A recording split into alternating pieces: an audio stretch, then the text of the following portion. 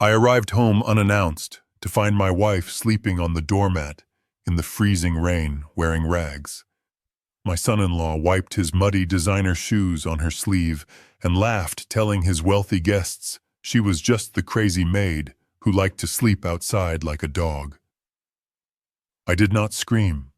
I stepped out of the shadows, and the laughter died instantly because he was wearing the $1,200 shoes I bought him, but he was about to pay a price higher than his life. If you are listening to this and you think you know the people you love, take a second look. My name is Harrison Prescott. I am 72 years old, and for 40 years I ran one of the largest logistics networks on the East Coast. I know how to move cargo across oceans, and I know how to spot a bad deal from a mile away. But the worst deal I ever made was trusting my family. The rain was hammering against the roof of the taxi as we pulled up the long gravel driveway of the estate in the Hamptons. My chest still burned with a dull, throbbing ache, a reminder of the triple bypass surgery I had undergone secretly in a private clinic in Zurich 6 months ago. I had told no one about the severity of my condition, not my wife Beatrice, not my daughter Emily, and certainly not Braden, my son-in-law. I wanted to protect them from worry. I wanted to handle it alone like I handled everything in my life. I paid the driver in cash and told him to keep the change. I stood there for a moment in the darkness, letting the cold rain soak into my coat. I looked up at the house. I bought this property 3 years ago for $4.5 million. It was a gift for Emily, but mostly it was intended as a sanctuary for Beatrice and me in our twilight years. It was supposed to be quiet. It was supposed to be a home. But tonight, the windows were blazing with light. The bass from a sound system rattled the double oak front doors. Expensive cars lined the driveway like a showroom. Ferraris, Porsches, Bentleys. It looked like a nightclub, not a home. I felt a surge of irritation. I had explicitly told Braden no parties while I was gone. I wanted Beatrice to have peace. I limped toward the front porch. My legs were still weak from months of bed rest and physical therapy. The wind howled off the Atlantic Ocean, cutting through my clothes. As I climbed the stone steps, I saw a bundle of something lying on the welcome mat right next to the door. At first I thought it was a pile of old laundry, or maybe a large dog bed that had been left out in the storm. I moved closer, squinting through the rain. The bundle moved. It shivered. I froze. It was a person. A small, frail person curled into a fetal position, trying desperately to conserve heat. They were covered in a dirty, oversized gray sweatshirt that looked like it had been pulled from a dumpster. The person was clutching something tightly to their chest. I knelt down, ignoring the sharp pain in my surgical scars. I reached out a trembling hand and pulled back the hood of the sweatshirt. The air left my lungs. It was Beatrice, my wife of 50 years. The woman who had stood by my side when I was a truck driver earning minimum wage. The woman who wore pearls with the grace of a queen. She was unrecognizable. Her silver hair was matted and filthy. Her face was gaunt, the skin stretched tight over her cheekbones like parchment paper. She smelled of urine and old garbage. Her lips were blue from the cold. "Beatrice," I whispered, my voice cracking. She did not open her eyes. She whimpered and pulled the object in her hands closer. I saw what it was. It was a heel of stale bread, hard as a rock. She was holding it like it was a diamond. "Beatrice, it is me. It is Harrison." She flinched away from my touch. She muttered something incoherent, a string of terrified sounds that made no sense. She did not know who I was. She looked at me with the eyes of a hunted animal. Before I could process the horror of what I was seeing, the heavy oak front doors swung open. A wave of warmth and loud jazz music rolled out onto the porch. Laughter spilled out with it. I instinctively pulled back into the shadows of the large stone pillar by the door. Braden stepped out. He looked impeccable. He was wearing a navy blue Italian suit that I knew cost $3,000 because I had paid the credit card bill. He held a crystal tumbler of scotch in one hand and a Cuban cigar in the other. Behind him were 3 men and 2 women all dressed in evening wear holding champagne flutes. Braden took a deep breath of the night air, smiling like he owned the world. "Great party, Braden," one of the men said, clapping him on the shoulder. "You really outdid yourself this time. The real estate market must be booming." Braden laughed. "You know me. I have the golden touch." He took a step forward, and then he looked down. He saw Beatrice curled up on the mat. He did not look surprised. He did not look concerned. He looked annoyed. He looked at my wife the way you look at a piece of gum stuck to the pavement. "Ugh, watch your step, folks," Braden said loudly, his voice dripping with mock apology. He lifted his right foot. He was wearing the limited edition loafers I had given him for Christmas. They were made of soft calfskin. And then right in front of my eyes, he placed the sole of his shoe on the shoulder of my wife's dirty sweatshirt. He dragged his foot down her arm, wiping the mud from the garden off his shoe and onto her clothes. "Braden, what is that?" one of the women asked, wrinkling her nose in disgust. "Is that a person?" Braden laughed again. "Oh, don't pay any attention to that. That is just the old maid. She is completely senile, crazy as a bat. She refuses to sleep inside. She thinks she is a guard dog or something. We let her sleep out here because she ruins the furniture."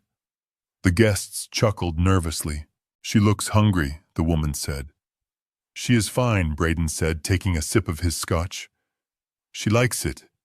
It is part of her condition. Come on, let us go by the pool. I want to show you the plans for the new wing I am building." He kicked Beatrice lightly in the ribs. Not hard enough to break a bone, but hard enough to say move. "Get out of the way, you old hag," Braden hissed. Beatrice let out a small cry and scrambled backward on her hands and knees, pressing herself against the brick wall, trying to make herself invisible. My vision went red. A cold, dark rage flooded my veins, replacing the weakness in my body. I forgot about the pain in my chest. I forgot about the cane I was using. I felt the strength of the man who used to load cargo ships with his bare hands return to me. I stepped out from behind the pillar. The porch light hit my face. Braden was mid-laugh, turning back to his guests. He froze. The cigar slipped from his fingers and hit the stone floor with a soft hiss. The color drained from his face so fast, it looked like his blood had evaporated. His mouth opened, but no sound came out. The guests stopped laughing. They looked from Braden to me, sensing the sudden shift in the atmosphere. The music from inside seemed to fade into the background. I stood there, the rain dripping from the brim of my hat onto my face. I looked at my wife cowering against the wall, clutching her piece of bread. And then I looked at the man I had welcomed into my family. I did not shout. I did not scream. My voice was low, calm, and terrifyingly steady. "Braden," I said. He took a stumbling step back, almost tripping over Beatrice. Harrison," he stammered. "Dad, you are supposed to be in Switzerland. You are supposed to be dead." I finished the sentence for him in my head, because that is what he looked like. He looked like he was seeing a ghost. I looked down at his feet. "Those loafers cost $1,200, Braden," I said. He looked down at his shoes, then back up at me, his eyes wide with panic. "But the price you are about to pay for what you just did," I continued, taking a step closer, "will be more expensive than your life." The glass of scotch slipped from his hand and shattered on the porch, sending shards of crystal and amber liquid everywhere. Emily, my daughter, appeared in the doorway behind him. She was wearing a diamond necklace that had belonged to Beatrice. When she saw me, she grabbed the doorframe to keep from collapsing. "Daddy," she whispered. I looked at her. I looked at the diamonds around her neck. And then I looked back at her mother shivering in the mud. "Get inside," I said. "The party is over." Braden moved faster than a striking cobra, the fear on his face vanishing instantly, replaced by a mask of concern so thick it was suffocating. He rushed past me, scooping Beatrice up from the cold stone, as if he had not just kicked her ribs a moment ago. "Dad!" "Oh my God! Dad, why did you not tell us you were coming?" He shouted, his voice pitching up into a performance of frantic worry. He turned to the stunned guests who were still holding their champagne flutes in the doorway. "My father-in-law, the surgery affects his memory. He gets confused, he wanders." He looked down at Beatrice, cradling her dirty head against his expensive suit without flinching at the smell. "And Mom. Oh, Beatrice, you naughty girl. You know, the doctor said 20 minutes for the cold therapy, not an hour." He looked at me with wide, innocent eyes that chilled my blood. "It is a new holistic treatment, Harrison, for her circulation. She insists on doing it outside on the stone. We can barely stop her." I stood there leaning on my cane, watching him. It was a masterclass in gaslighting. He was rewriting reality in real time, covering his cruelty with a veneer of medical care. "Come inside," Braden urged, gesturing to the guests to clear a path. "You must be freezing. Let us get you warmed up." We moved inside. The heat hit me first, a blast of artificial warmth, carrying the scent of expensive perfume and stale alcohol. I looked around the great room. My room. My house. But it was not my house anymore. The hand-carved mahogany furniture I had imported from Italy, specifically for this space, was gone. The oil paintings of the Hudson River Valley that I had collected for 30 years were missing. In their place were gaudy gold-plated statues and white leather sofas that looked like they belonged in a Miami nightclub, not a family estate. The walls had been repainted a jarring electric blue. My legacy had been stripped to the studs and replaced with cheap flash. Emily, my daughter, stood by the marble fireplace. She was shaking slightly, her hand gripping a fresh glass of wine so hard her knuckles were white. I looked at her throat. The diamond choker. The vintage Cartier piece I had bought Beatrice for our 40th anniversary. It was worth $50,000, and it was resting on Emily's neck. She saw me looking at it. Her hand flew up to cover the diamonds, but she did not take it off. She could not even look me in the eye. "Hi, Daddy," she whispered, her voice trembling. "You look thin. Where is my furniture?" "Emily." I asked, my voice calm, but inside I was screaming. "Where are your mother's doctors? Why does she look like a concentration camp survivor?" Braden interrupted before she could answer gently, depositing Beatrice onto one of the white sofas, where she curled up immediately, muddying the leather. "We redecorated. Dad modernized the place to increase the property value. You know how the market is. And the doctors, they are expensive frauds. We are treating her holistically now. Kale smoothies and fresh air. It is much better for her spirit." He was smiling, that salesman smile, the one he used to close deals on condos that did not exist yet.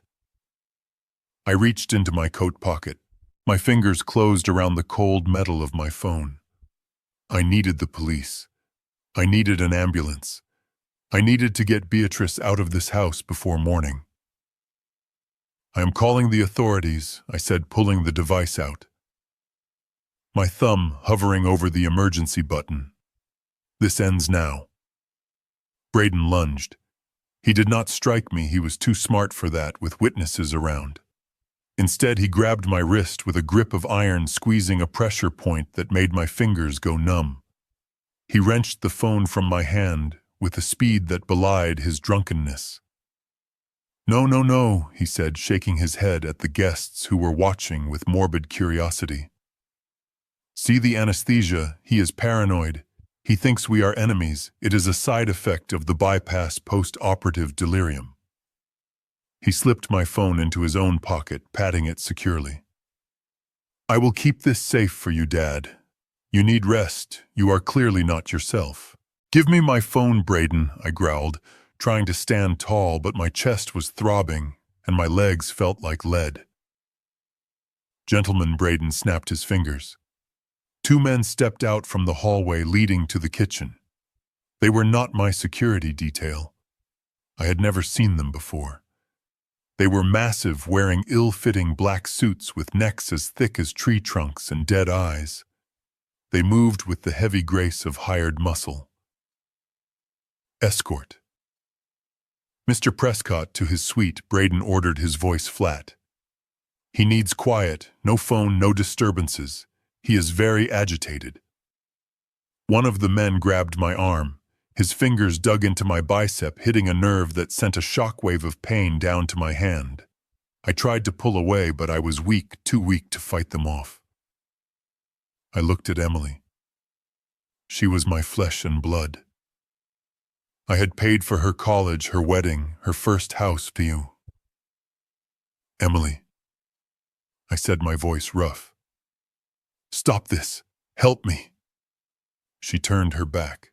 She picked up her glass and stared into the fire, refusing to acknowledge the father being manhandled in her living room. The men did not drag me toward the grand staircase leading to the master bedroom on the second floor. They pulled me toward the narrow service door that led to the lower levels. "My room is upstairs," I said, digging my heels into the plush carpet. "Not anymore," Braden said, stepping close to me, his voice dropping to a whisper so only I could hear. "The master suite is ours now. Dad, you get the guest quarters downstairs. It is quieter there, better for your condition." He winked. A slow, deliberate wink that told me exactly who was in charge. The guards hauled me backward. As we passed the large hallway mirror, I caught a glimpse of the group. Braden looking smug, adjusting his cuffs. Emily drinking to forget. And Beatrice. Braden was holding her upright, posing as the dutiful son-in-law. As I was dragged away, our eyes met in the reflection of the glass. I searched for my wife. I searched for the woman who knew my soul. The woman who had held my hand through bankruptcy and success, through joy and grief. But there was nothing there. Her pupils were dilated to the size of saucers swallowing the iris. She did not look at me with love or even recognition. She looked at me with the blank, glassy stare of a stranger. She did not blink. She did not cry out. It was as if the woman I loved had vacated her body, leaving only a shell behind. They had not just neglected her. They had erased her. And as the basement door loomed closer, I realized with a terrifying clarity that I was now a prisoner in the empire I had built. The heavy metal door slammed shut with a finality that echoed in my bones, leaving me in near total darkness. The sound of the lock clicking into place was like a gunshot. I was alone in the cold, damp air of what used to be my wine cellar. I tried to stand, but my legs finally gave out, and I slid down the rough concrete wall, hitting the floor with a groan that tore at my surgical stitches. The room smelled of mildew and rotting cardboard. My eyes adjusted slowly to the gloom, illuminated only by a thin sliver of light, bleeding in from the gap beneath the door. This was not the climate-controlled sanctuary I had built to house vintage Bordeaux and rare scotches.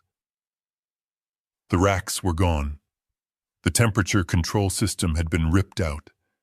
In its place were piles of broken furniture, garbage bags filled with God knows what, and the unmistakable rusted shapes of old garden tools. They had turned my wine cellar into a junk room. And now I was just another piece of trash to be stored away until needed. I sat there for a moment, breathing through the pain in my chest, trying to calm the racing of my heart, before it triggered an alarm on the internal pacemaker monitoring my recovery. I needed to think. I needed a plan. But before I could formulate a strategy, the lock clicked again. The door swung open, and a silhouette filled the frame. It was one of the guards. He was holding something, no someone. He stepped inside and unceremoniously dropped his burden onto a pile of old curtains in the corner. It was Beatrice. She landed with a soft thud, making no sound of protest, just a small whimper that broke my heart into 1,000 jagged pieces. "Sweet dreams," the guard sneered. "Don't make a mess." The door slammed shut again, plunging us back into the semi-darkness. I scrambled across the floor on my hands and knees, ignoring the sharp debris digging into my palms. "Beatrice," I whispered, reaching out until my fingers brushed the rough fabric of her sweatshirt. "Beatrice, it is me." She was shivering violently. I pulled her into my arms, trying to share whatever body warmth I had left. She felt incredibly fragile, like a bird made of hollow bones.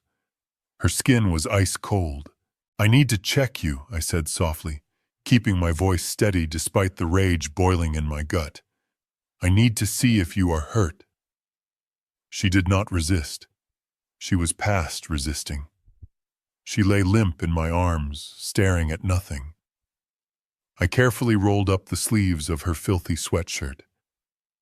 In the dim light I saw them, dark purple bruises encircling her wrists.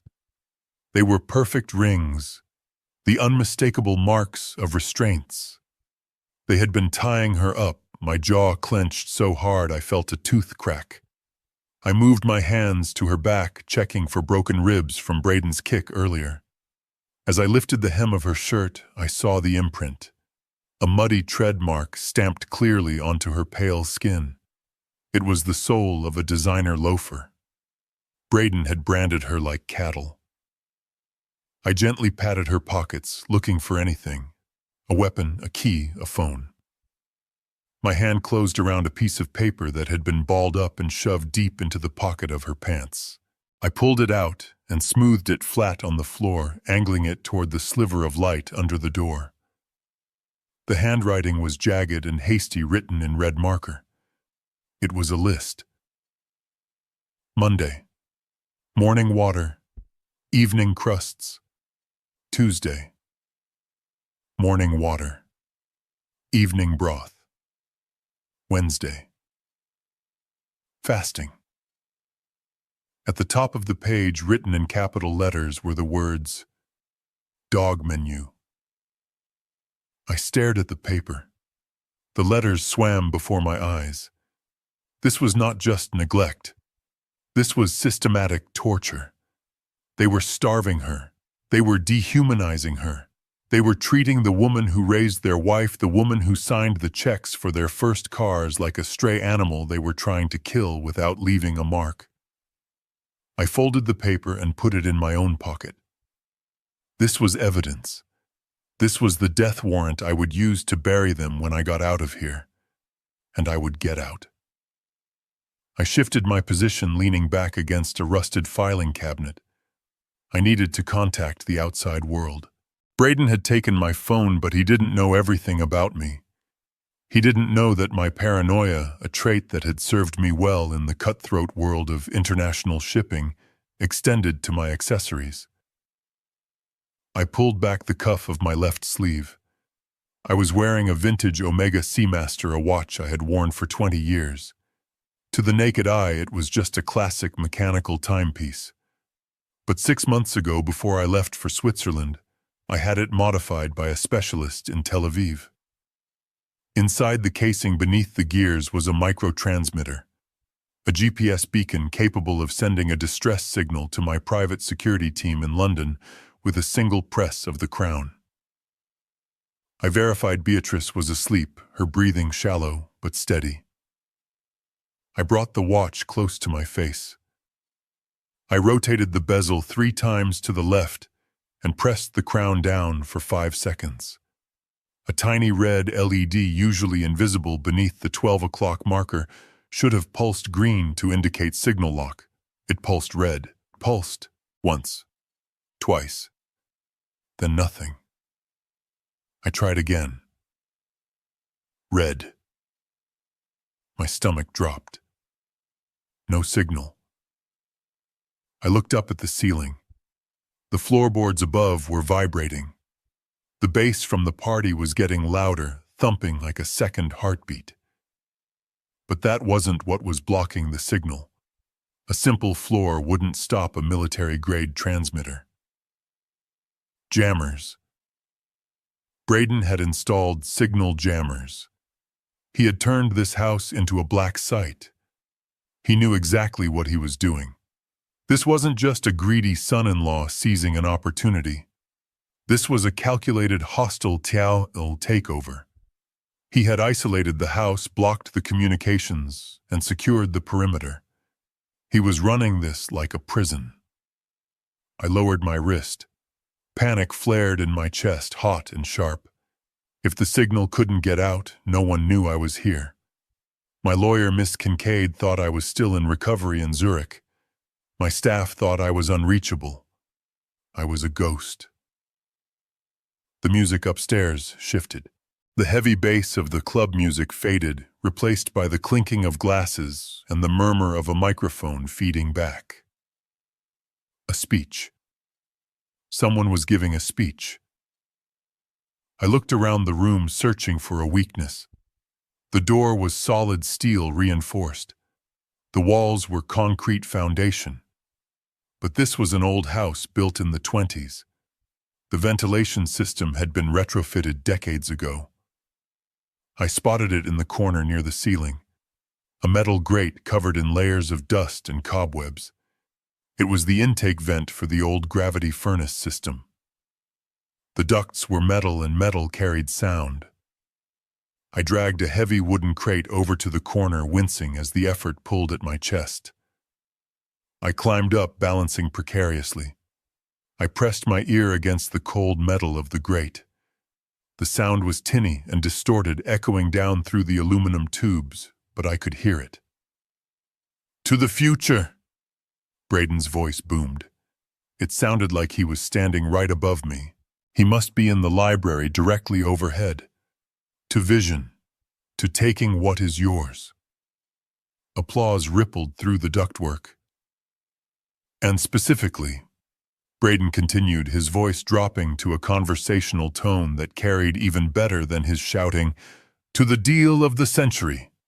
Ladies and gentlemen, in my hand I hold the deed to the new commercial complex in Dubai, a project fully funded by the Prescott Family Trust."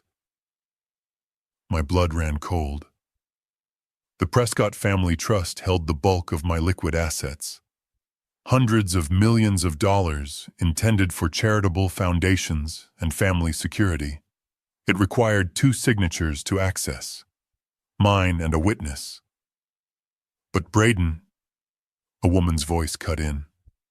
It was Emily. She sounded drunk, her words slurring slightly. "Daddy didn't sign the release. The bank won't release the funds without the biometric authorization." I pressed my ear harder against the grate, ignoring the rust flaking into my hair. "Don't worry about Daddy, babe," Braden said. I could hear the smirk in his voice. "Daddy is downstairs, taking a very long nap." There was a pause. The guests must have moved away, or the conversation had shifted to a more private corner because the background noise faded. "What do you mean, Braden?" Emily hissed. "You said we were just going to keep him quiet until the power of attorney kicked in." "The power of attorney takes too long," Braden replied. His voice was cold now, devoid of the charm he used for his investors. "And your father is tougher than he looks. Did you see him tonight? He's lucid. He's angry. If he gets to a phone, if he gets to that shark Kincaid, we are finished. We go to jail, Emily, for fraud, for elder abuse. Do you want to go to jail? Do you want to wear orange instead of Chanel? No, Emily whimpered. No, please. Then we have to accelerate the timeline, Braden said. I have the papers ready. The do not resuscitate order. The transfer of assets due to medical incapacitation. I just need his thumbprint. And if he doesn't want to give it, he paused. The silence in the vent was deafening. If he doesn't give it, Emily asked, her voice barely a whisper. Then we pull the plug, Braden said. We say it was a heart complication. He just had triple bypass. It happens all the time. Old men die. Hearts fail. Who is going to question it? The doctor on my payroll certainly won't. I gripped the grate so hard my fingers turned white. He was planning to murder me. Tonight. But he's my dad, Emily sobbed softly. He's an obstacle, Emily, Braden snapped. He's the only thing standing between us and $800 million. Now dry your eyes, go mingle. I'm going downstairs to have a little chat with him. I'm going to make him an offer he can't refuse.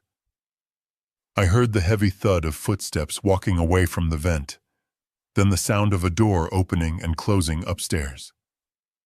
He was coming. I climbed down from the crate, my heart hammering against my ribs like a trapped bird. I looked at Beatrice curled up on the pile of rags, oblivious to the fact that her husband was about to be executed. I had maybe 5 minutes. 5 minutes before Braden came through that door with his fake papers and his hired muscle. 5 minutes to turn this prison into a fortress or a weapon. I looked around the room with new eyes. I didn't see junk anymore. I saw assets. I saw opportunity. I saw a glass wine bottle, heavy and thick, collecting dust in the rack. I saw a coil of rusty wire. I saw the high-voltage junction box on the wall with its cover hanging loose. I was not a helpless old man. I was Harrison Prescott. I had fought unions, pirates, and corporate raiders. If Braden wanted to pull the plug, he was going to get a shock he never expected. I grabbed the wine bottle and smashed the neck against the wall, creating a jagged glass shiv. Let him come. The sunlight felt like a physical blow when the guard hauled me up the basement stairs. My eyes burned as the sterile white light of the kitchen flooded my vision. I was shoved onto a hard stool at the island, my joints screaming in protest. A plastic container slid across the quartz countertop, stopping inches from my hand. Inside was a congealed mess of risotto and shrimp tails from last night's party. It smelled of stale wine and neglect. Beside it sat a glass of tap water. Eat, the guard grunted, leaning against the refrigerator, already bored, scrolling through his phone. Across the island, Emily sat hunched over a steaming mug of coffee. She looked wretched. Her skin was sallow, her eyes bloodshot, likely nursing a hangover from the cheap champagne Braden had been pouring like water. She wore silk pajamas that I knew cost more than my first car, yet she looked like a prisoner in her own home. Emily, I rasped, my voice barely a whisper. Where is your mother? She didn't look up. She stared into the black liquid in her mug. She's in the garden. She likes the rain. Lies. They had left her out in the storm again. Rage flared in my chest, hot and sharp, but I pushed it down. I needed clarity. I needed an opening.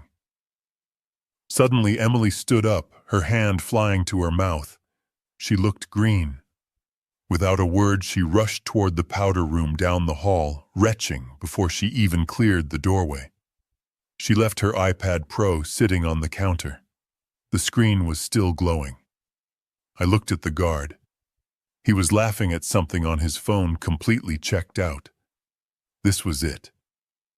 I leaned forward, feigning a cough to cover the sound of the tablet sliding across the smooth stone. I pulled it close, shielding it with my body.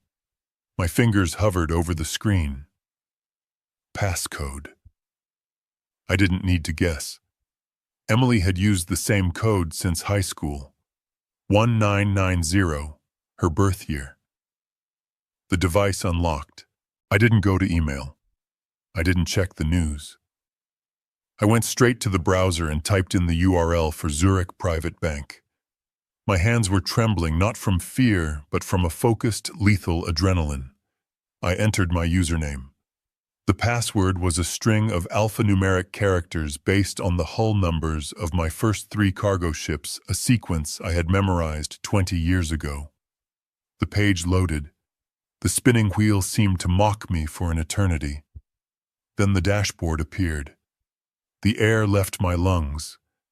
Where there should have been a balance of over $15 million in liquid assets, there was a single digit. 0. Actually, it was worse. It was negative. Overdraft fees. I tapped the transaction history, my eyes scanning the carnage. It was a bloodbath. Transfers of 500,000, 1 million, 2 million, all executed in the last 6 months. All authorized with a digital signature that looked exactly like mine. The destinations were a laundry list of the untraceable. Crypto.com. Binance.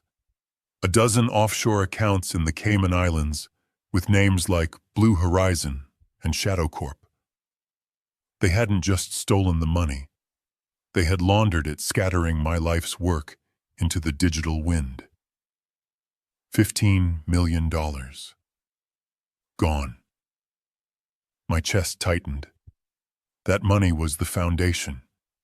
It was the pension fund for my employees.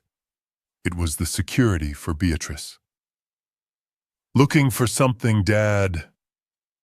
The voice was smooth, mocking. I didn't have time to close the tab.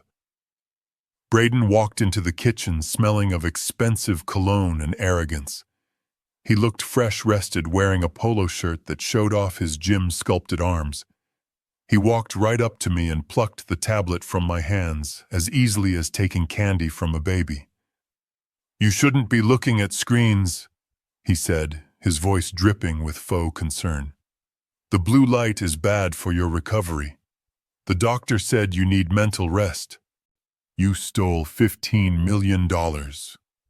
I said, my voice low, deadly steady. "You drained the accounts. You emptied the trust." Braden laughed. He walked to the coffee machine and poured himself a cup using my favorite mug.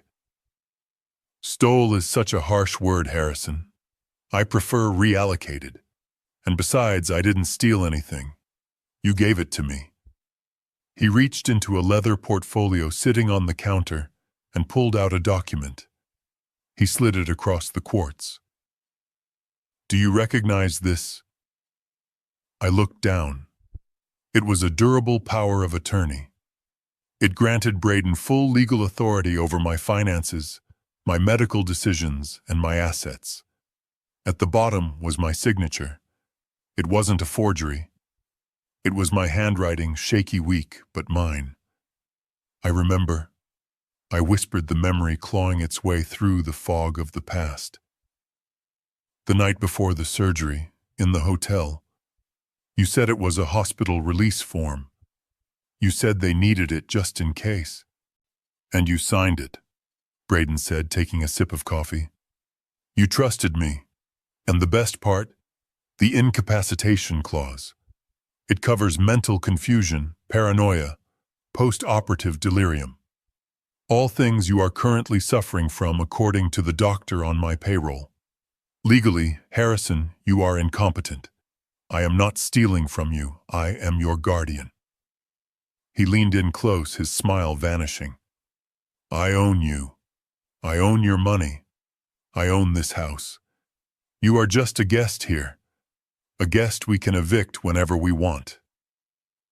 You think you've won, I said, meeting his gaze. But you moved too fast. The IRS flags transfers over $10,000. You moved millions. The paper trail will hang you. The accounts are in your name, Harrison. Braden countered, his eyes cold. The transfers were authorized by your signature.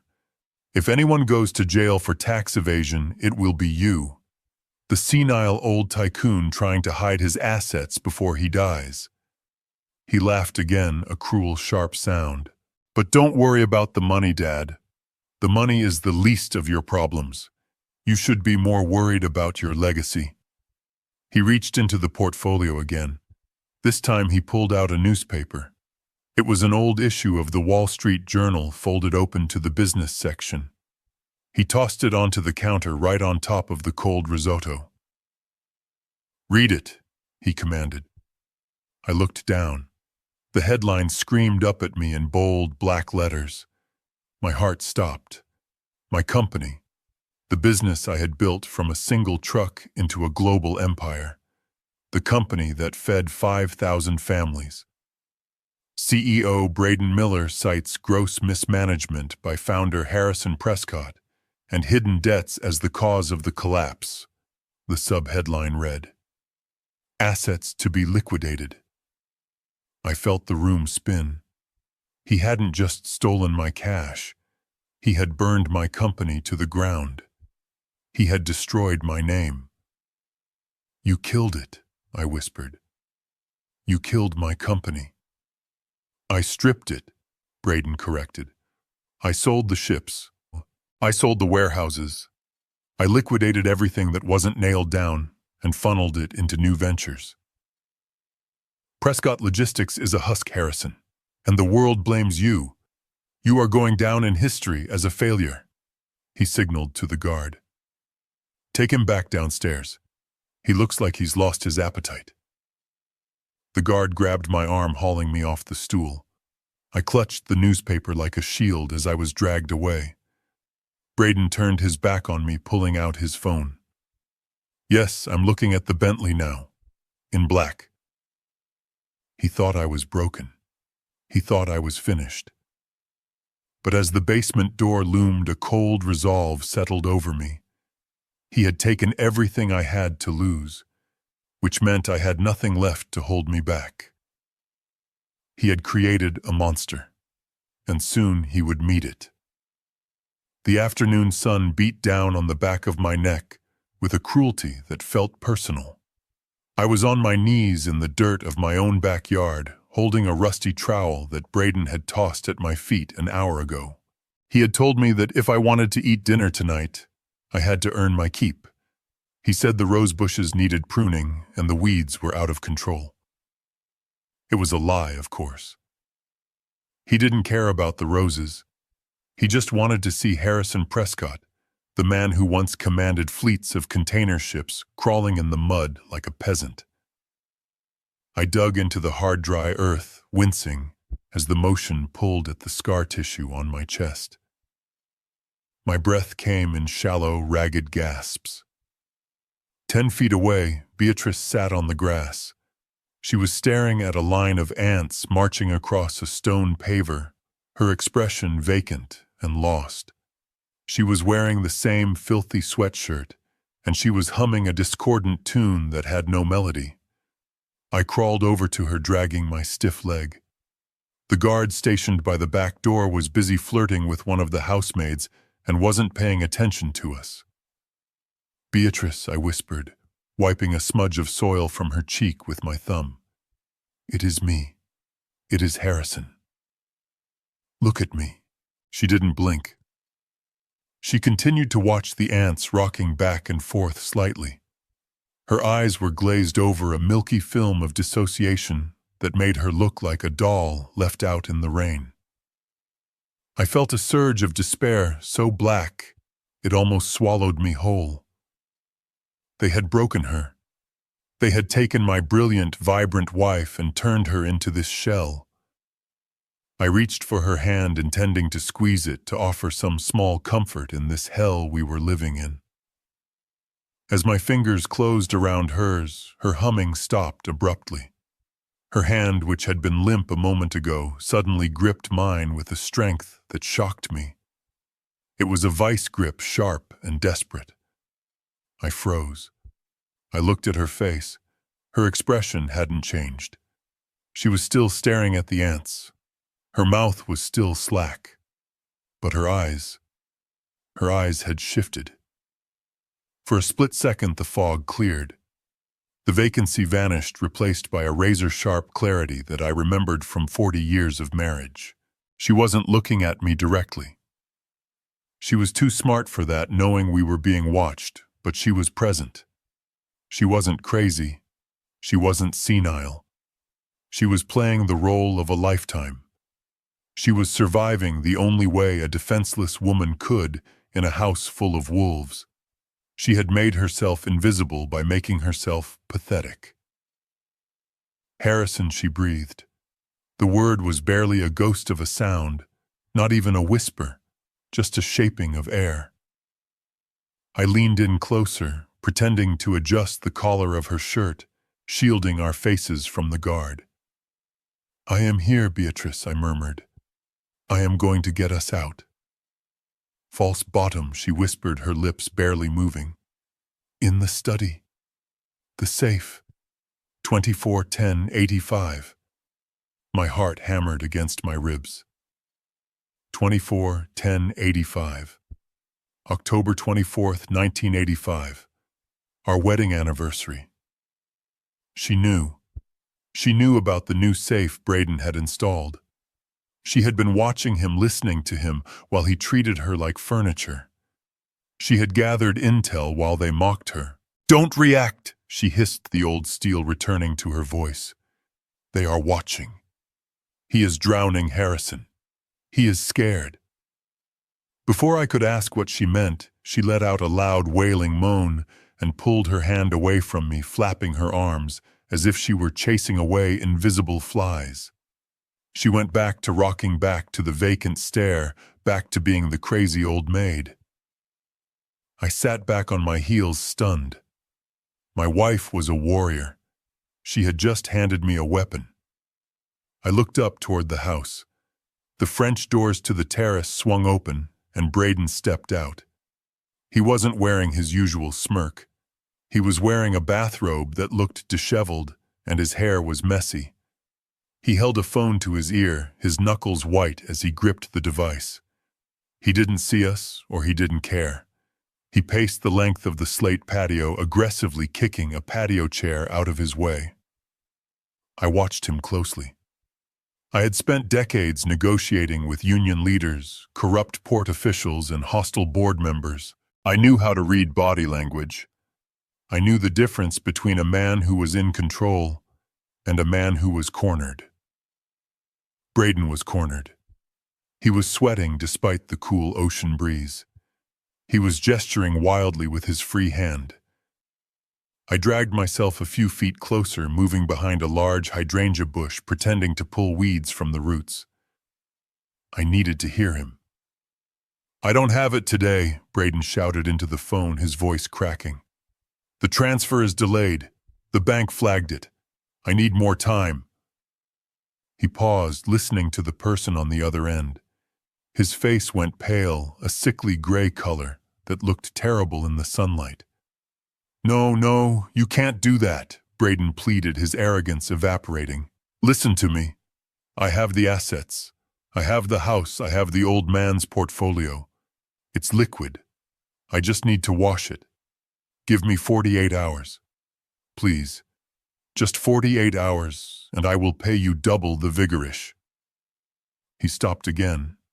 He was listening to a threat. I could tell by the way his shoulders hunched, by the way he instinctively brought his hand up to cover his throat. "I will get it," Braden whispered, now terrified. "I swear. Do not touch her.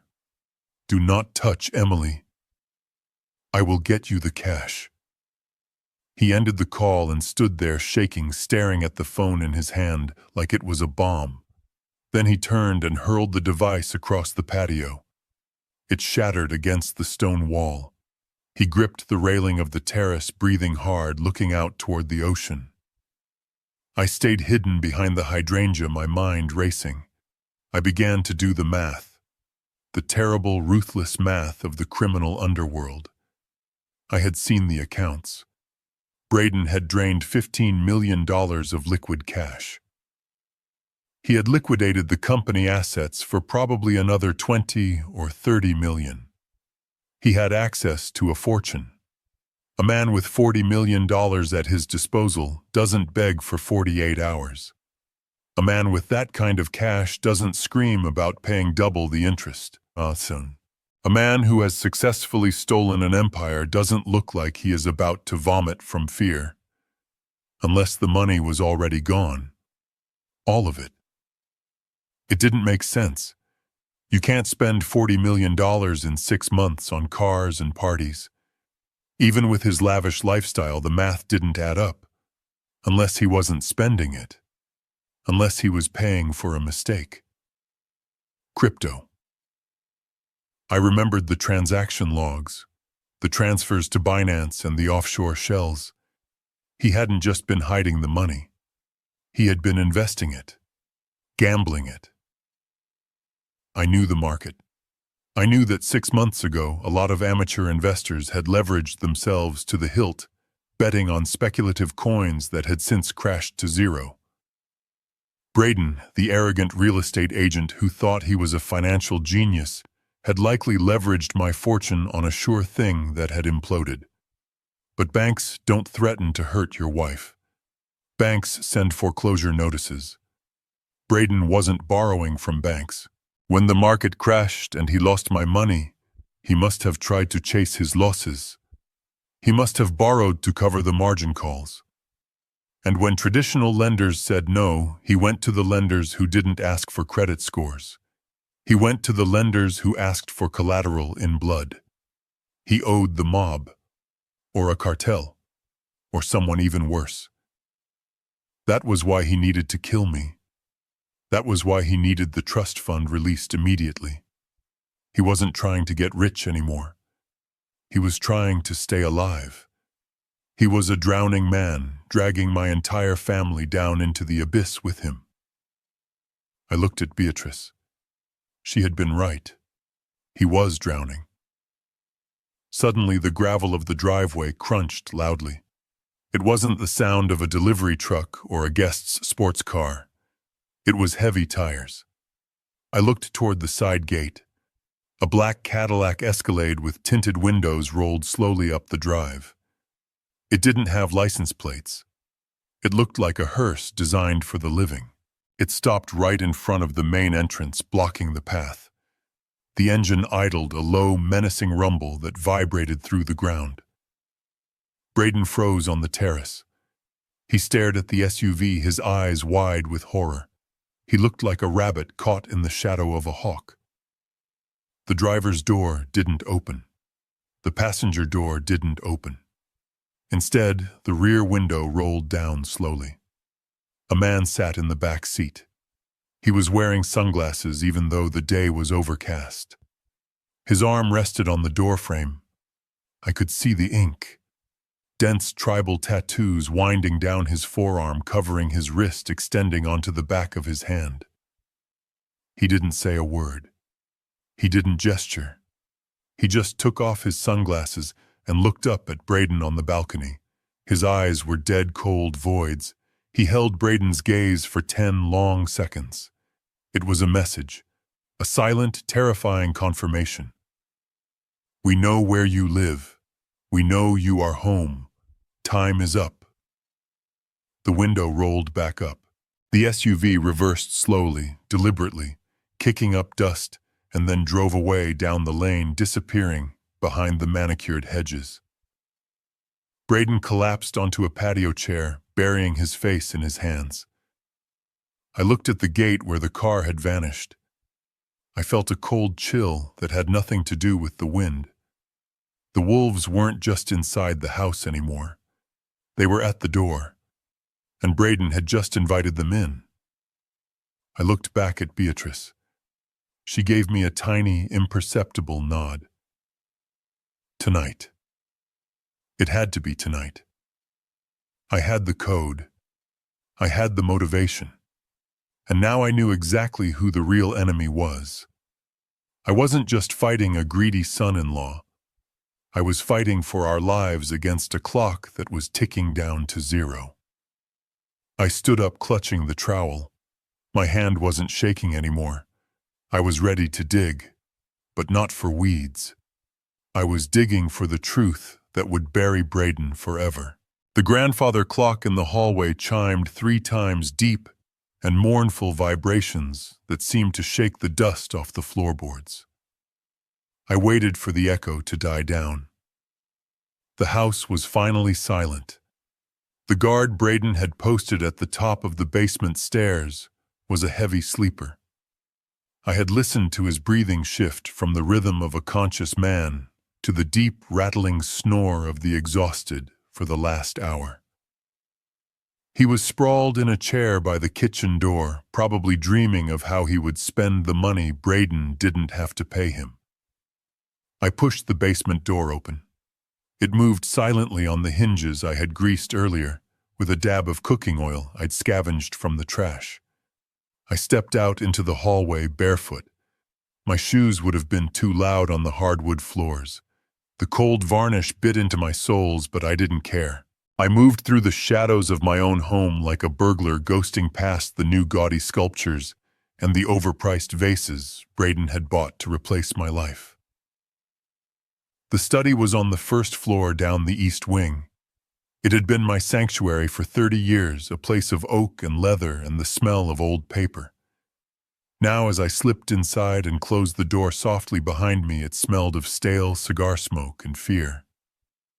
I didn't turn on the light. The moonlight filtering through the heavy velvet drapes was enough. I moved to the desk.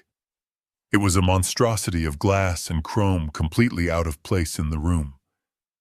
I ignored it and went straight to the built-in bookshelves on the far wall. Beatrice had been right. The false bottom was in the cabinet where I used to keep my nautical charts.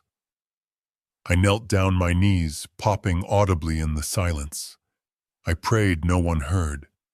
I felt along the bottom of the shelf until my fingers found the hidden catch. It clicked. The panel swung open, revealing the cold steel face of a wall safe. It wasn't the old analog safe I had used. This was new digital state-of-the-art. Braden must have had it installed the week I left for Zurich. I stared at the keypad. The numbers glowed a faint, menacing blue. 24, 10, 85. Our wedding anniversary. October 24th, 1985, Beatrice had given me the key to my own salvation. I reached out my hand, trembling slightly, not from age but from a cold, focused rage. I punched in the numbers, 2, 4, 1, 0, 8, 5, the mechanism whirred. A small green light flashed. The lock disengaged with a heavy mechanical thud that sounded like a thunderclap in the quiet room. I held my breath, waiting for an alarm, waiting for footsteps. Nothing. I pulled the heavy door open. I expected to see stacks of cash. I expected to see the $15 million he had drained from my accounts, maybe converted into gold or diamonds or bearer bonds. I expected to see the loot of a thief who had successfully pulled off the heist of the century. The safe was empty of treasure. It was stuffed with paper. I reached in and pulled out a stack of documents bound with a rubber band. I moved to the window using a sliver of moonlight to read. The first document was a promissory note. It wasn't from a bank. It was handwritten on a sheet of legal pad paper. I, Braden Miller, acknowledge a debt of $4 million to the Emerald Syndicate. Payment due in full by November 1st. November 1st was 3 days ago. I flipped the page. Another note. This one was typed, but the letterhead was from a shell company in Macau known for washing money for the triads. Outstanding balance $2.5 million. Interest accruing at 5% weekly. I flipped again. Gambling markers. Dozens of them. Receipts from underground casinos in Atlantic City, online betting logs showing losses that would make a Saudi prince weep. He hadn't invested my money. He hadn't bought real estate. He had torched $15 million on bad bets and high-risk poker games, trying to fill a hole inside him that no amount of money could ever fill. He wasn't a mastermind. He was a degenerate addict. My hands shook as I dug deeper into the stack. At the bottom, I found a manila folder labeled Medical, Harrison. I opened it. Inside was a psychiatric evaluation. It was dated 2 months ago. It was signed by a Dr. Aris, a name I didn't recognize. Patient Harrison Prescott. Diagnosis: advanced paranoid schizophrenia with rapid onset dementia. Patient exhibits violent tendencies, delusions of persecution, and inability to manage financial or personal affairs. Recommend immediate and permanent conservatorship. Prognosis: terminal mental decline. It was a fabrication, a complete work of fiction designed to strip me of my rights. This was the gun they were holding to my head. With this paper, they could lock me away in a facility forever. They could drug me until I really was a vegetable. They could legally kill me without ever pulling a trigger. I felt a wave of nausea. This was premeditated. This wasn't just about covering debts. This was about erasing a human being. I reached back into the safe to see if there was anything else. My fingers brushed against cold plastic. It was a phone. A cheap disposable burner phone, black and nondescript. I pulled it out. The battery was low, the screen dim. I pressed the power button. It booted up, showing a generic wallpaper. There were no apps, no contacts saved, just one message thread. I opened it. The most recent text had come in 20 minutes ago. You are out of time, Braden. We know you are in the house. We know the old man is back. We don't care about your family drama. We want our money. I scrolled up. Please, I need another day. Just one day. I have the assets locked down, Braden had replied 3 hours ago. The response from the unknown number was chilling in its simplicity. You have 24 hours. Send the coin, or we send a courier for your wife's finger. The left one, with the ring. I stared at the glowing screen. The air in the room seemed to drop 10 degrees. They weren't coming for Braden. They were coming for Emily. He had used his own wife, my daughter, as collateral for his gambling debts. He had put a price on her head to buy himself time. This was the leverage. This was the truth that would shatter the lies he had spun for her. Emily thought he was a stressed businessman protecting the family fortune. She didn't know he had sold her safety to butchers. I slipped the phone into my pocket. This was it. This was the smoking gun. With this, I could destroy him. I could show Emily exactly who she was sleeping next to. I grabbed the medical file and the debt notes, shoving them into the waistband of my trousers beneath my shirt. I had to get back to the basement. I had to hide this. I turned to leave. Click. The sound of the door latch lifting froze me in place. The library door creaked open. A shaft of light from the hallway cut across the room, blinding me for a second. A figure stood in the doorway, silhouetted against the light. It was Emily. She was wearing a silk robe, her hair loose around her shoulders. Her face was pale, her eyes wide and dark with insomnia. But it wasn't her presence that stopped my heart. It was what she was holding. In her right hand, gripped tight enough to turn her knuckles white, was a paring knife. A sharp 4-inch blade she must have taken from the wet bar. She stepped into the room, kicking the door shut behind her, with her heel plunging us back into the semi-darkness. "Daddy," she whispered. Her voice was trembling, fragile as glass. I stood still, my hands raised slowly. "Emily," I said softly. "It is me." Put the knife down." She didn't lower it. She raised it, pointing the tip at my chest. She looked terrifying. She looked broken. "Braden said you would try to escape," she said, tears spilling from her eyes. "He said you were having an episode. He said you might get violent. He said I had to protect the family." She took a step closer, the knife wavering in the air between us. "Emily, look at me," I said, keeping my voice level, fighting the urge to rush her. "Look at your father. Do I look crazy to you? Or do I look like a man who just found out his son-in-law sold you to the mob?" She blinked, confusion warring with the fear in her eyes. "What?" I slowly reached into my pocket and pulled out the burner phone.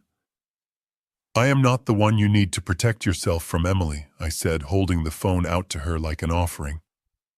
"Read this." She hesitated, the knife still pointed at my heart. "Read it." I commanded, my voice sharpening with the authority I hadn't used in years. "Read what your husband thinks you are worth." She reached out with her free hand, her eyes never leaving my face, and took the phone. She looked down at the screen. I watched her face as she read the message. I watched the moment her world ended. The paring knife clattered to the hardwood floor with a sound that seemed deafening in the silence of the library.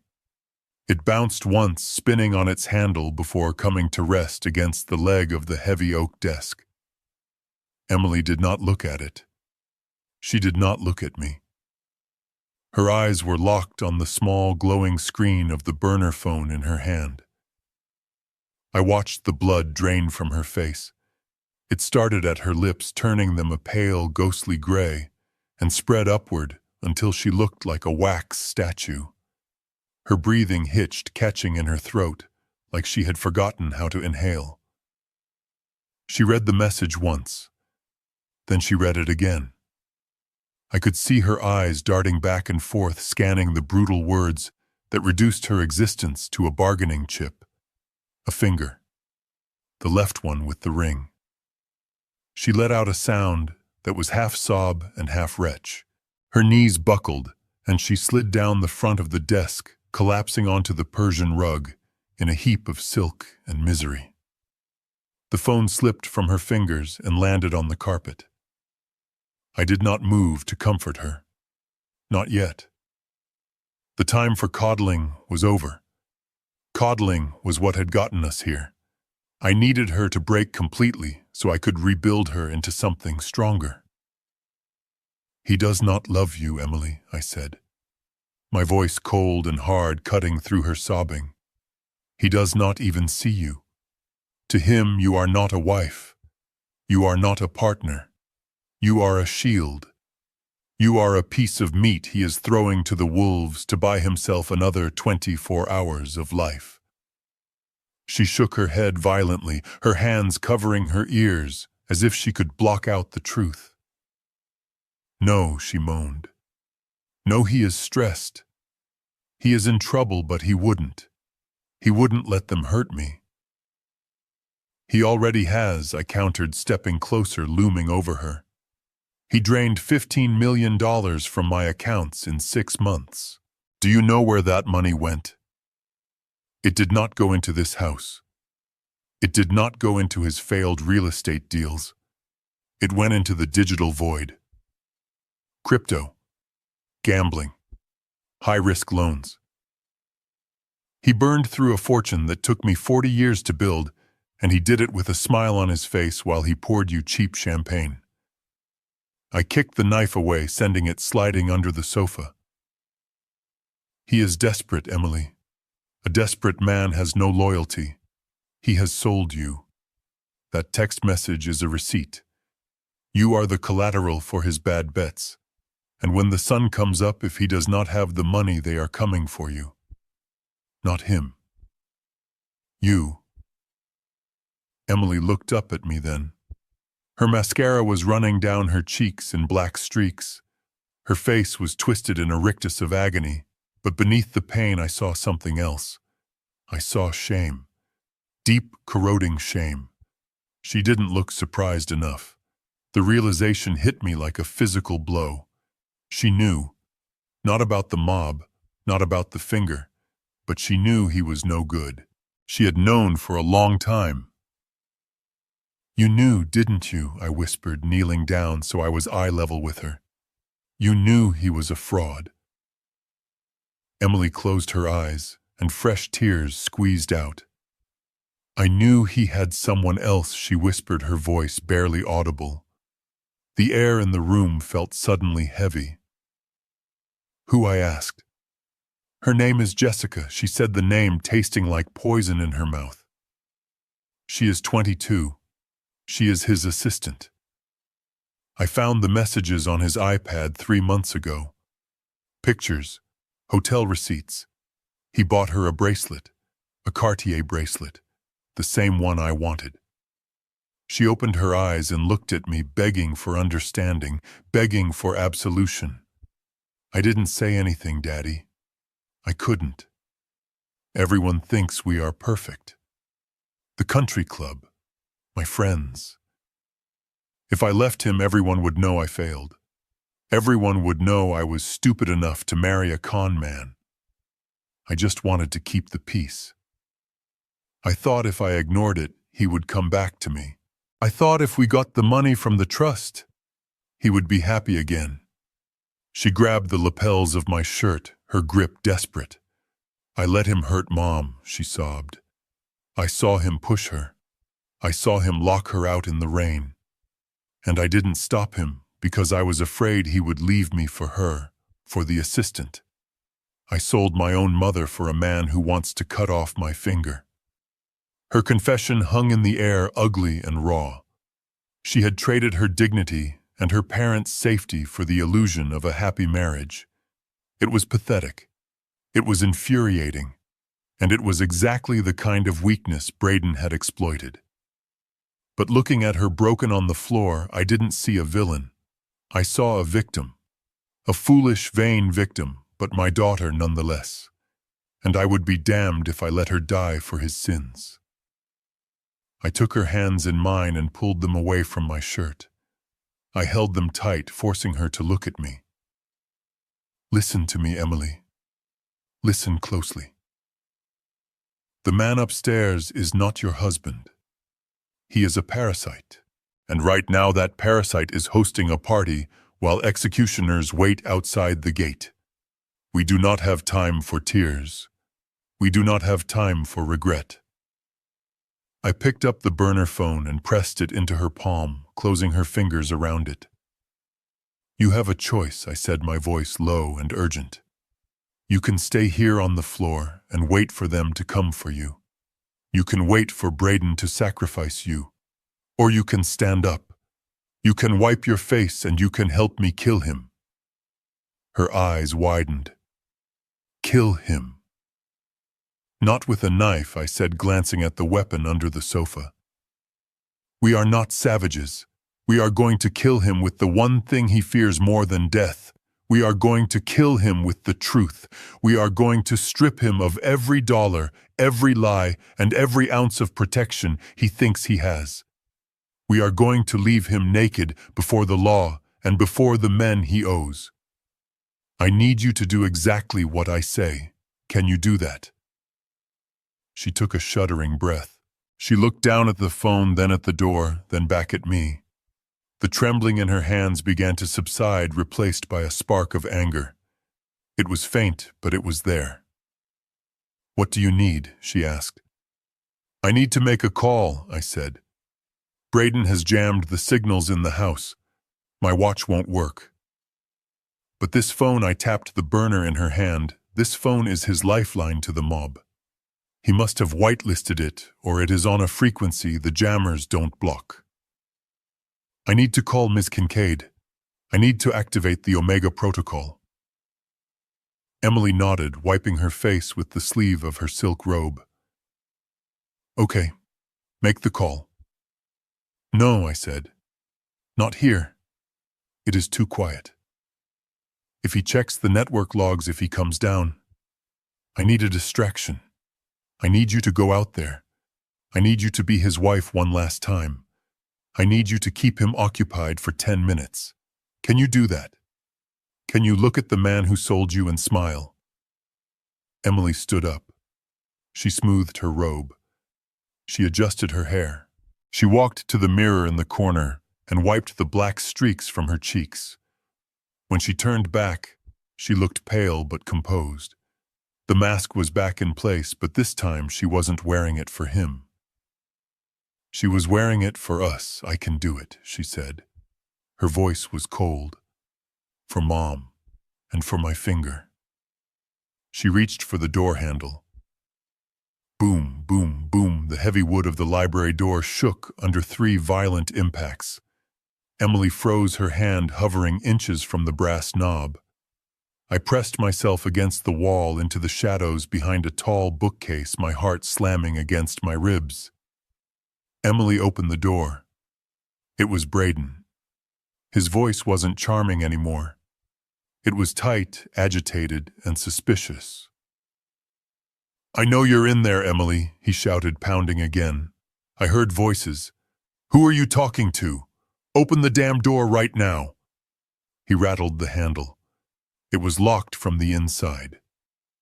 I looked at Emily. Her eyes were wide with panic. She looked at me for instruction. I put a finger to my lips and signaled for her to open it. We had no choice. If he broke it down, he would see me. If she opened it, we might have a chance to bluff. She took a deep breath. She pulled her shoulders back. She unlocked the latch. The door flew open. Braden stood there, filling the frame. He was sweating, his tie loosened, his eyes darting around the dark room. He looked past Emily, scanning the shadows. "Who is in here?" he demanded, pushing past her. I heard whispering. "Is it the old man? Did he get out?" He took a step toward the desk, toward where I was hiding. Emily stepped in front of him, blocking his path. "It was me, Braden," she said, her voice steady, loud enough to cover the sound of my breathing. I was talking to myself. I was practicing. Braden stopped and looked down at her, sneering. "Practicing what?" "Being crazy like your mother." "Practicing my toast," Emily said, lifting her chin. "For the investors. You said I had to make a speech about the Dubai project. I didn't want to embarrass you, so I came in here to rehearse." Braden stared at her, his eyes narrowing.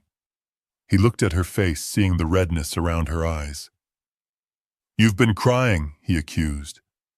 "I'm stressed, Braden," she snapped. "We have a house full of people. My father is locked in the basement like an animal, and my husband is acting like a maniac. Of course I am crying, but I fixed my face. I am ready to go out there and lie for you, again." She pushed past him, walking into the hallway. "Are you coming, or do you want to search the room for ghosts?" Braden hesitated. He looked back into the gloom of the library, his gaze lingering on the bookcase where I was pressed flat against the wall. Then he grunted and turned around.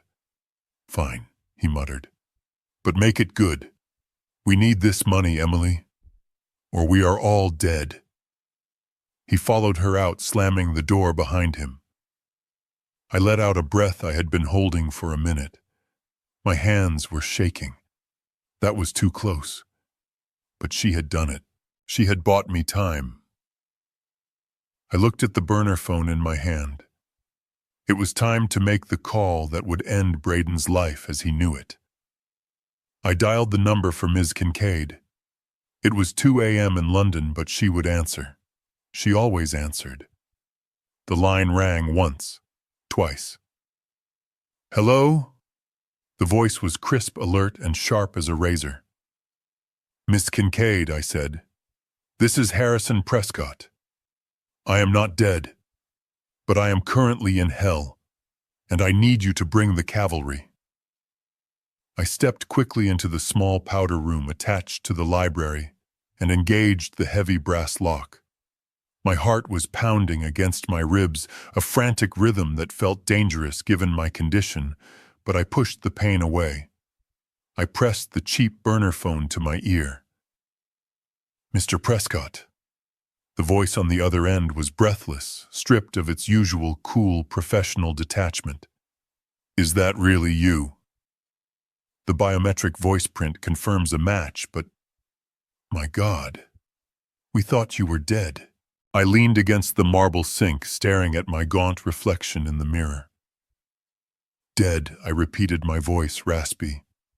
"Is that what he told you?" "We received a death certificate 3 days ago," Kincaid said, her words coming fast, clipped with shock and fury. "Issued by a coroner in Zurich. Cause of death was listed as post-surgical cardiac arrest. Braden sent it to the firm. He demanded the immediate release of the Prescott family trust and the transfer of all liquid assets to his account as the sole executor of your estate." I closed my eyes.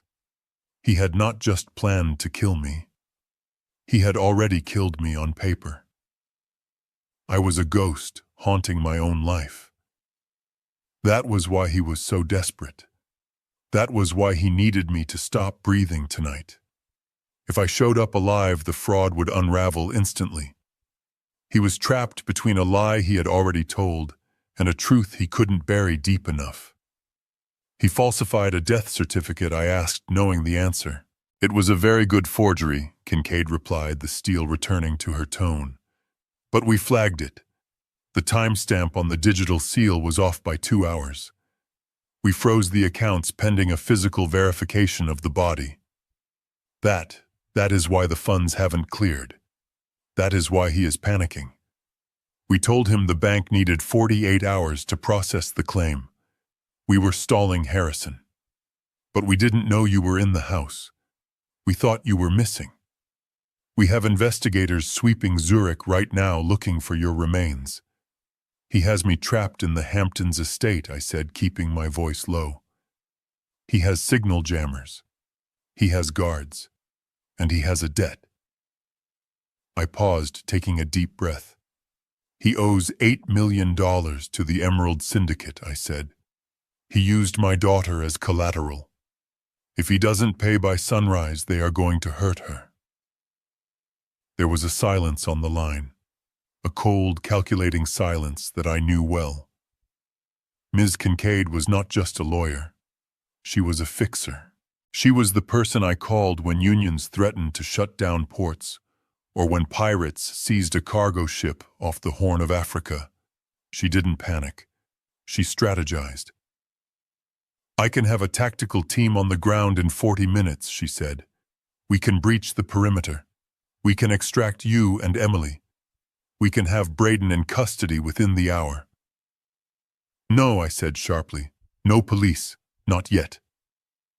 "Harrison, he is dangerous," Kincaid argued. "He has already forged your death. He is desperate. If you send in the police or a tactical team now, he might do something stupid," I said. "He might use Emily as a shield, or worse, the syndicate might see the flashing lights and decide to cut their losses and cut Emily. We need to be smarter. We need to cut the strings." "What do you want to do?" she asked. "I want to own him," I said, my voice dropping to a growl. "I want to buy the debt." "Buy the debt," Kincaid repeated, slowly processing the request. "Yes. Use the shell company in Panama, the one we use for hostile takeovers. Contact the syndicate. Offer them $10 million for the note. Cash. Immediate transfer. Tell them they walk away with a profit and no blood on their hands. Tell them the debt is now owned by the Pegasus Group." "You want to become his creditor," she realized. "I want to be the one holding the leash," I confirmed. "When the sun comes up, I don't want him fearing the mob. I want him fearing me. Can you do it?" "It will take time," she said. "To mobilize the cash, to make contact with the syndicate's broker, to get the paperwork signed. I need 12 hours, maybe 10 if I pull every string I have. And I need to get the security team into position quietly to secure the exits." You have 12 hours, I said, looking at my watch. It was just past 2 in the morning. But Kincaid, I need that confirmation. When I walk out there, I need to know I own him. Consider it done, she said. Stay safe, Harrison. Do not let him provoke you. He thinks he is fighting a corpse. Let him believe it. I ended the call. I took the SIM card out of the burner phone and flushed it down the toilet. I hid the phone itself in the water tank. I washed my face with cold water, trying to scrub away the exhaustion and the fear. I straightened my spine. I adjusted the collar of my dirty shirt. I was not a victim anymore. I was the CEO, and I was about to conduct a hostile takeover of my own home. I unlocked the bathroom door and stepped back into the library. The room was empty. Emily was gone. She was out there performing the role of her life, buying me time. I walked to the hallway door. I could hear the party still raging in the main hall, but the energy had changed. It was manic now, desperate. I opened the door and stepped into the corridor. Braden was standing there. He was leaning against the wall right next to the door, as if he had been waiting for me. He held a fresh glass of whiskey in his hand, but he wasn't drinking it. He was staring at the door handle, his eyes glazed and dark. When he saw me, he didn't jump. He didn't shout. He just slowly straightened up, pushing himself off the wall. He looked at me with a terrifying calmness. The panic I had seen on the terrace was gone. The fear of the mob was gone. In its place was a cold resolve. It was the look of a man who had run out of options and had decided on the only path left. He took a sip of his drink, his eyes never leaving my face. "You look tired, Dad," he said softly. "I am tired, Braden," I replied, matching his tone. "I am tired of the noise. I am tired of the lies." He nodded slowly. "I know. It is exhausting, isn't it? Trying to hold it all together. Trying to survive." He took a step toward me. He didn't look like a son-in-law anymore. He looked like an executioner. "You should go back to the basement," he said. "It is safer there. For everyone." I stood my ground, leaning on my cane. "I am done with the basement," I said. Braden smiled, but it didn't reach his eyes. His eyes were dead. "No, Dad," he whispered, reaching into his jacket pocket. "You are not done. Not yet. But soon. Very soon you won't have to worry about anything ever again." He pulled his hand out of his pocket. He wasn't holding a weapon. He was holding a small glass vial and a syringe. "It is time for your medicine," he said, taking another step. "The doctor said you need a booster for your heart to help you sleep." He wasn't waiting for the mob. He wasn't waiting for the bank. He had decided to close the loop himself. Tonight was the night I was supposed to die of natural causes. I looked at the syringe, then I looked at him. "You are making a mistake, Braden," I said. He shook his head. "No, Dad. The only mistake was letting you come back from Zurich. But don't worry. I'm going to fix it." He lunged. The needle stopped inches from my neck because someone pounded on the hallway door. It was the catering manager looking for the host. Braden lowered the syringe with a sneer and shoved it back into his pocket, whispering that my medicine would have to wait until the encore. He had a better idea. He wanted a show. He wanted to parade his conquest before he buried it. 10 minutes later, I was standing in the grand foyer of my own home wearing a moth-eaten butler's jacket that smelled of camphor and decades of dust. It was tight across my shoulders, and the fabric itched against my surgical scars. Beside me stood Beatrice. They had forced her into a maid's uniform that was 3 sizes too big. It hung off her skeletal frame like a shroud. She held a silver tray of champagne flutes, her hands trembling so violently the crystal chattered like teeth in the cold. "Walk," Braden commanded, shoving me forward. "If you drop a single glass, I will send Beatrice back to the basement for a week without food." I stepped into the light. The great hall had been transformed into a casino floor. Roulette wheels spun in the corner. A jazz band played on a raised platform. The air was thick with the smell of expensive perfume and the manic energy of greed. There were at least 50 people there. Investors, hedge fund managers, the kind of people who smelled blood in the water and mistook it for opportunity. I moved through the crowd, my leg dragging slightly. I offered drinks to men young enough to be my grandsons, men who looked through me as if I were a piece of furniture. I was Harrison Prescott. I had negotiated treaties with port authorities. I had built infrastructure that powered the East Coast economy. And now I was serving cheap, sparkling wine to grifters in my own living room. "Ladies and gentlemen," Braden's voice boomed over the microphone.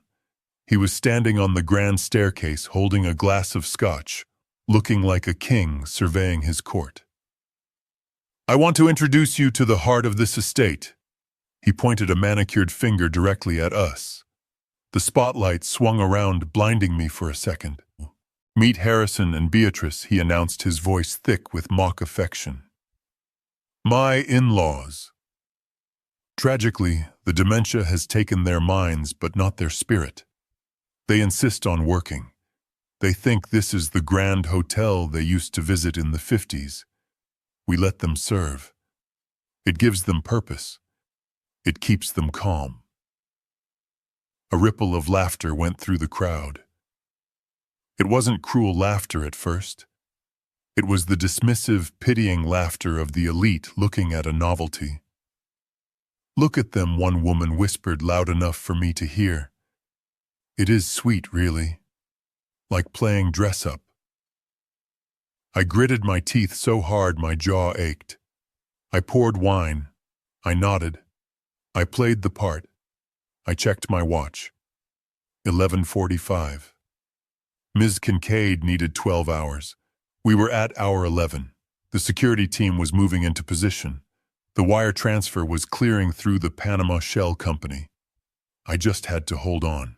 I just had to endure. I looked at Emily. She was standing near the roulette wheel, drinking heavily again. She saw me. She saw her mother shaking in the maid's uniform. She turned away, unable to watch the humiliation she had enabled. And then I saw her. A young woman detached herself from a group of investors and glided toward Braden. She was stunning in a predatory way, wearing a red silk dress that left little to the imagination.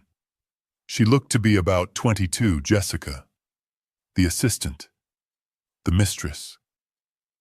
She walked up to Braden and draped her arm over his shoulder, whispering something in his ear that made him laugh.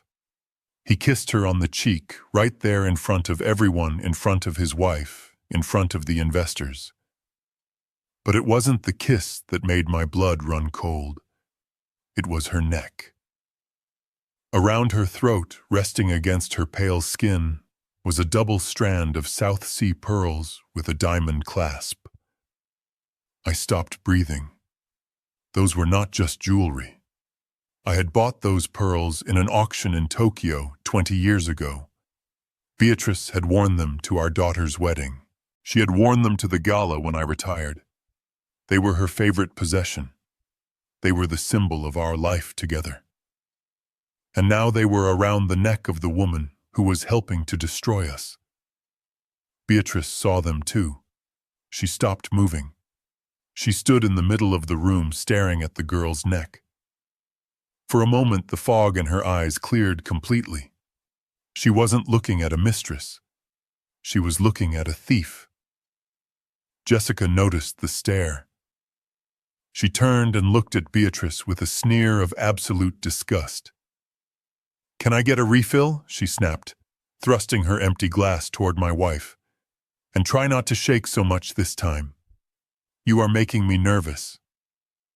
Beatrice did not move. She was paralyzed, her eyes locked on the pearls. "Did you hear me?" Jessica hissed. "Pour the drink." Braden descended the stairs, walking toward them, sensing a scene. He wrapped an arm around Jessica's waist, staking his claim. "Come on, Beatrice," he said, his voice loud and condescending. "Service with a smile, remember.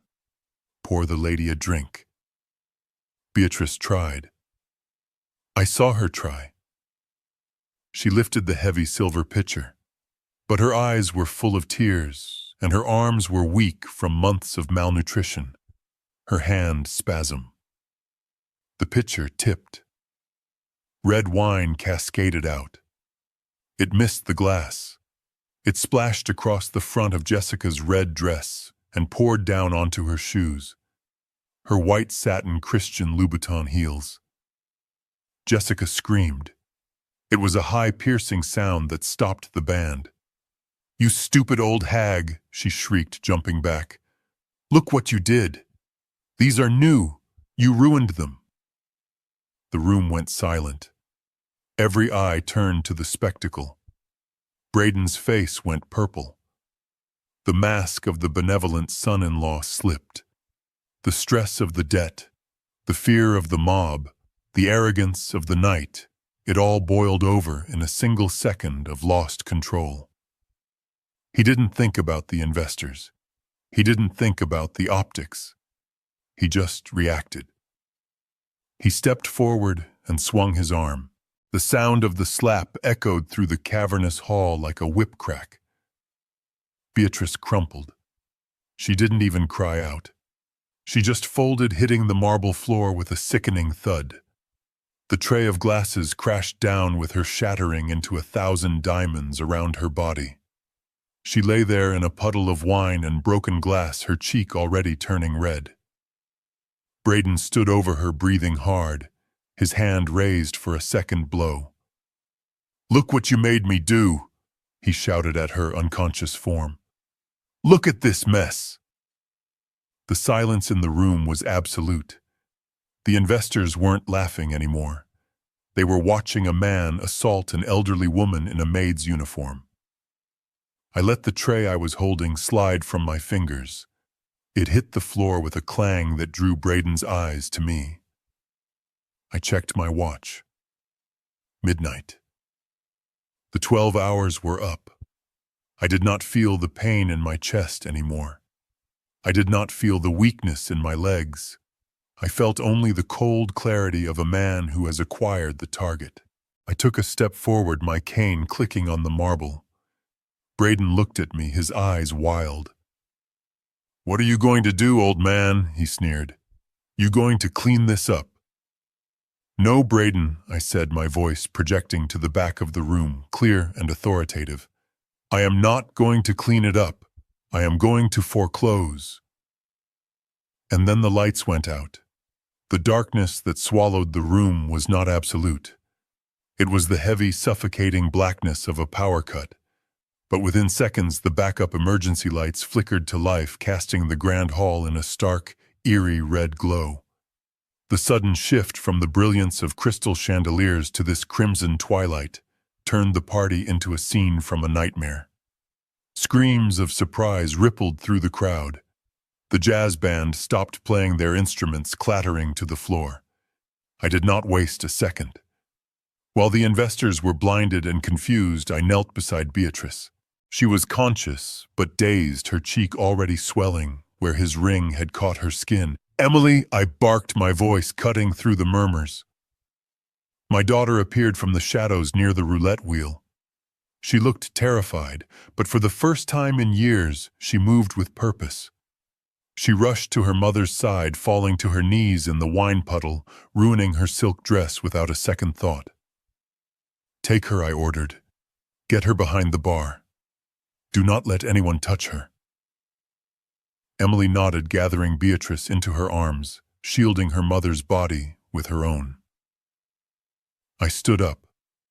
I reached for the buttons of the moth-eaten butler's jacket. One by one, I undid them, my fingers steady and cold. I stripped the garment off and let it fall to the floor, stepping over it like I was stepping over a corpse. Underneath, I was wearing my undershirt and trousers stained with garden dirt, but I no longer felt like a servant. I felt like a titan. I walked toward the stage. My limp was gone, replaced by the adrenaline of the hunt. Braden was standing by the microphone stand, frantically tapping his phone, trying to get the lights back on, trying to regain control of the narrative. He looked up and saw me approaching through the red gloom. "Get back to the kitchen," he hissed, his voice cracking with panic. "You are ruining everything." I didn't stop. I walked up the 3 stairs to the raised platform. I didn't look at him. I looked past him to the crowd of 50 wealthy vultures who were clutching their purses and looking for the exit. I grabbed the microphone from the stand. I didn't ask for permission. I took it.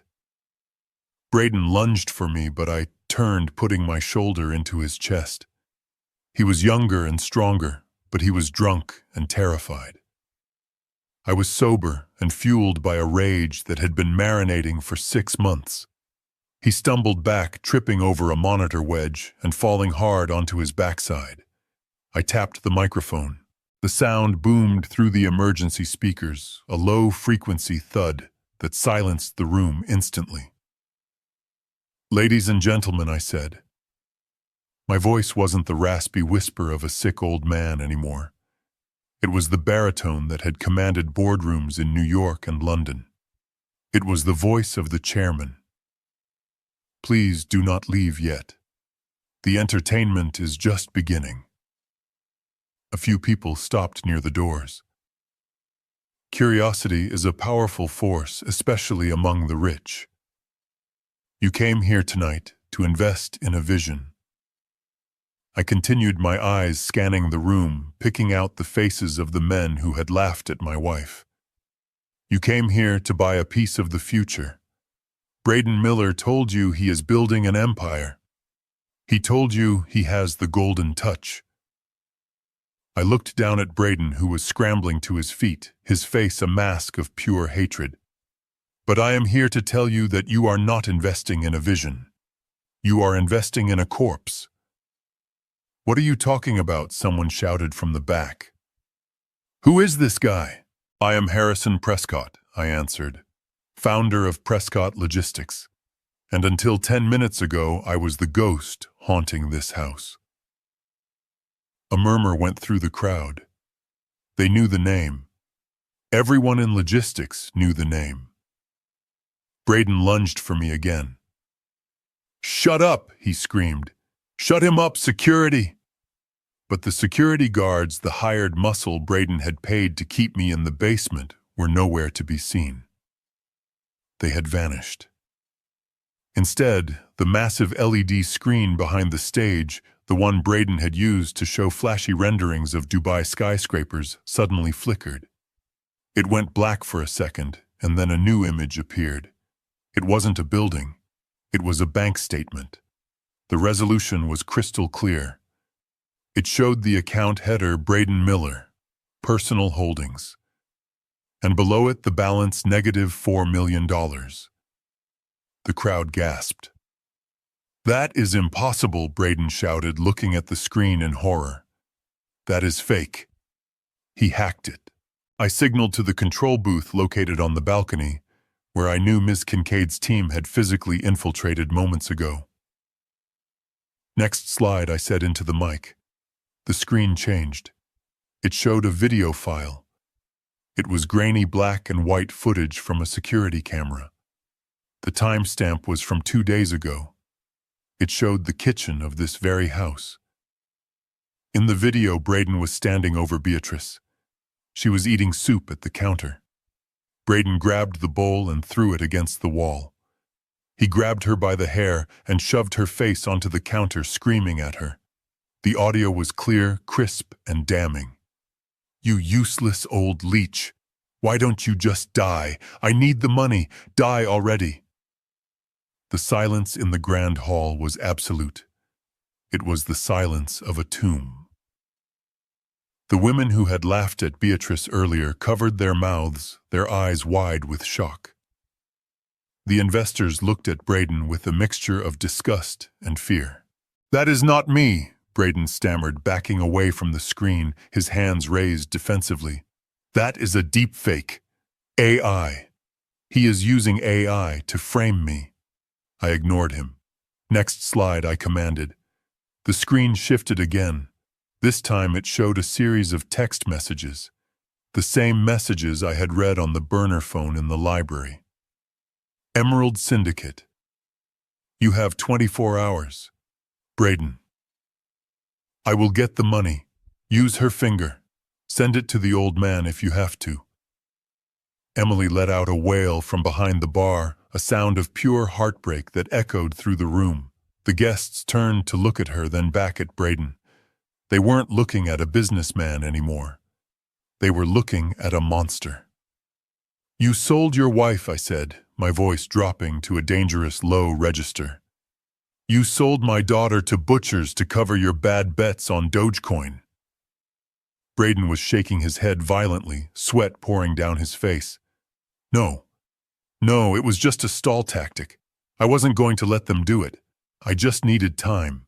"Time is up, Braden," I said. I looked at the crowd. "This man does not own this house," I announced. "He does not own the land in Dubai. He does not own the shoes on his feet. He funded this party with stolen money. Money he embezzled from a dying woman and a man he declared dead."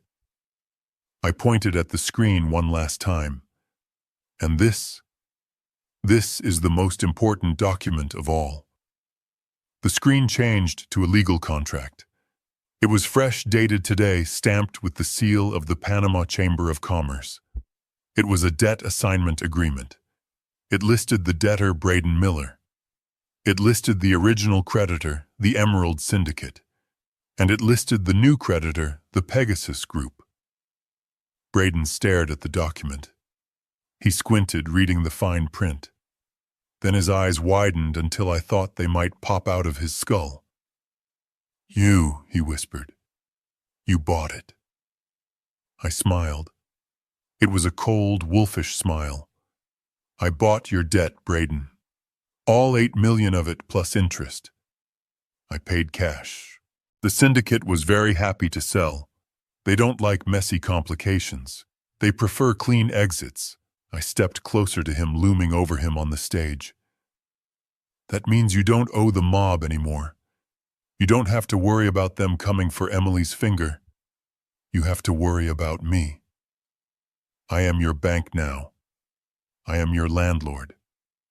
I am the owner of every breath you take from this moment forward, and I am calling the loan due immediately." I didn't stop there. I signaled to the booth again. A new document appeared on the screen, magnified so every person in the room could read the fine print. It was a promissory note signed in blood, metaphorically perhaps, but the ink was as binding as iron chains. "Look closer," I commanded, my voice echoing off the vaulted ceiling. "This isn't just a loan, Braden. This is a death warrant you signed with your own greed." The document detailed the collateral. Not just money, not just property. It listed personal assets and family members as security against default. The room gasped collectively. The wealthy elite, so used to sanitized contracts and hidden clauses, were staring at the raw brutality of the underworld laid bare. "You didn't just borrow money," I continued, stepping closer to the edge of the stage, looking down at him like a god judging a mortal. "You leveraged your own flesh and blood. You put a price tag on your wife's safety. You gambled with her life like it was a chip on a roulette table." Emily, still sobbing behind the bar, let out a wretched cry that pierced the silence. "You said it was for the business," she screamed, her voice breaking. "You said it was investment capital. He lied," I said, simply turning my gaze back to Braden. "Just like he lied about the Dubai project. Just like he lied about my death. just like he lied to every single person in this room. Braden was shaking now, a visible tremor running through his body. The arrogance was gone, stripped away layer by layer, until only the terrified child remained. He looked at the investors, his eyes pleading for salvation, for anyone to step in and stop the nightmare. But they were frozen, horrified by the monster in the Italian suit. "But here is the twist," I said, my voice dropping to a whisper that carried more weight than a scream. "The syndicate doesn't own you anymore. They don't care about your fingers or your wife. They got their money. $10 million wired this morning from an account you thought didn't exist." I pulled a lighter from my pocket. I flicked it open, the small flame dancing in the still air. I held up a copy of the debt transfer agreement I had brought with me. "I own you, Braden. Every cent, every breath, every heartbeat. And unlike the syndicate, I don't want your money. I don't want your fingers." I brought the flame to the corner of the paper. It caught instantly, curling into black ash that floated down onto the stage. "I want your soul. I want you to know that for the rest of your miserable life, whether it's in a cage or on the street, you belong to me. You are property, and I am a very demanding owner." The paper burned down to my fingertips before I let it drop, a final symbol of his total and complete destruction. The smell of burning paper mixed with the scent of expensive perfume and fear. "Now," I said, extinguishing the flame with a snap of the lighter lid. "Run." The investors began to run. It wasn't a polite exit. It was a stampede. They dropped their glasses, they pushed past each other, desperate to distance themselves from the radioactive fallout of Braden Miller. Jessica, the mistress, was the first to go. She ripped the pearl necklace from her throat, breaking the clasp. The pearls scattered across the marble floor, bouncing like hail. She didn't stop to pick them up. She ran out into the rain in her ruined satin shoes, leaving Braden alone. Braden looked around the emptying room. He looked at the screen that displayed his ruin.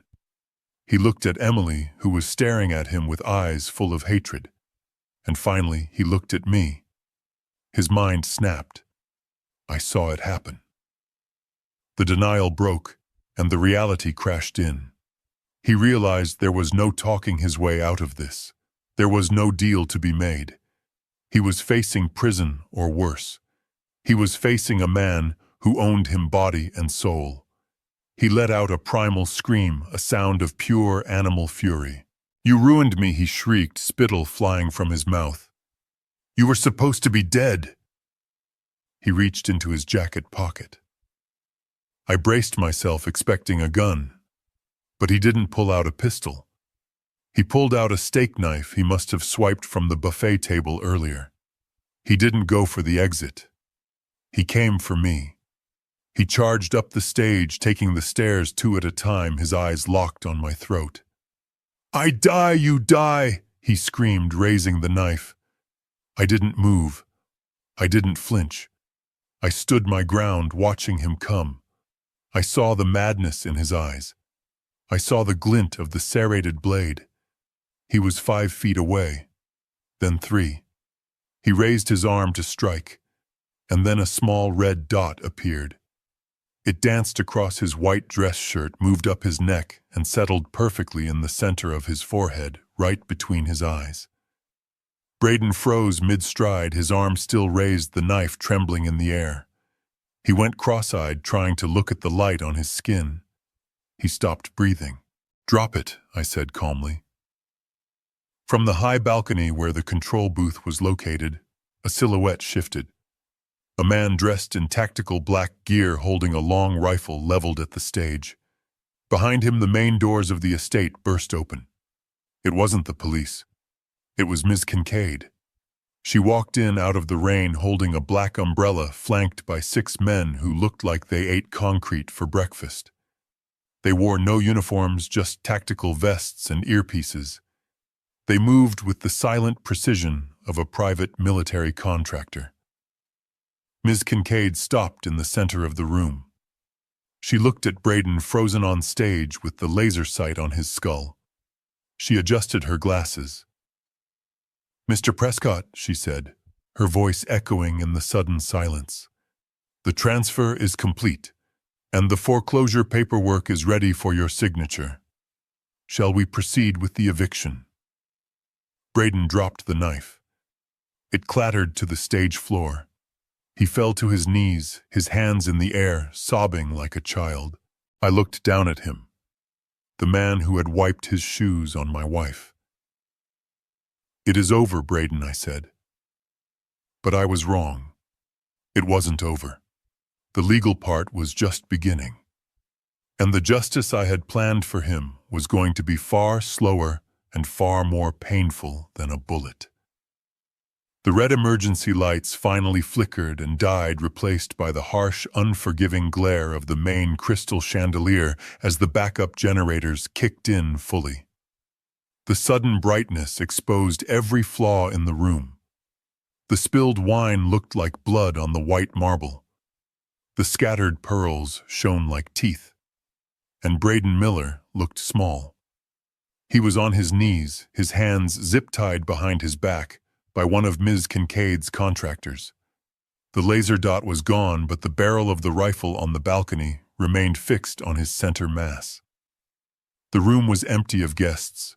The only sound was the wind howling outside and the soft weeping of my daughter from behind the bar. I pulled a high-backed velvet chair into the center of the room, right in front of the stage. I sat down slowly, deliberately, resting my cane against my leg. I felt a deep, ancient exhaustion in my bones, but my mind was diamond sharp. This was not a family meeting. This was a sentencing hearing. Miss Kincaid stood beside me holding a tablet and a fresh stack of documents. She looked at Braden with the dispassionate gaze of a coroner examining a corpse. "The police are 6 minutes out."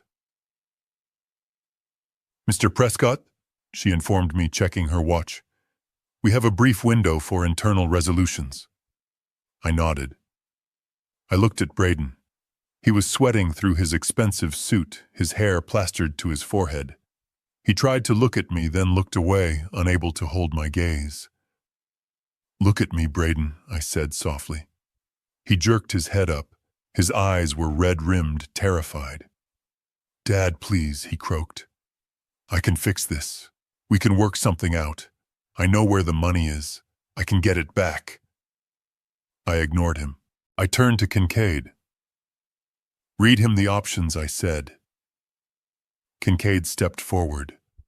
Her voice was dry, devoid of emotion. "Option A," she began. "We hand over the evidence of wire fraud, embezzlement, elder abuse, and attempted murder to the district attorney. Given the scale of the theft and the documentation we have secured, you are looking at a minimum of 25 years in federal prison. You will be 65 when you get out. If you survive." Braden flinched. 25 years. Option B.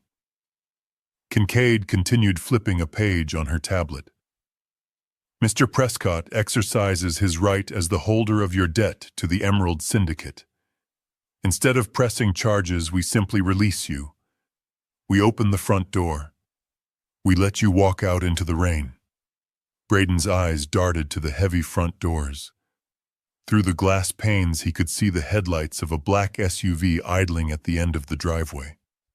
It wasn't the police.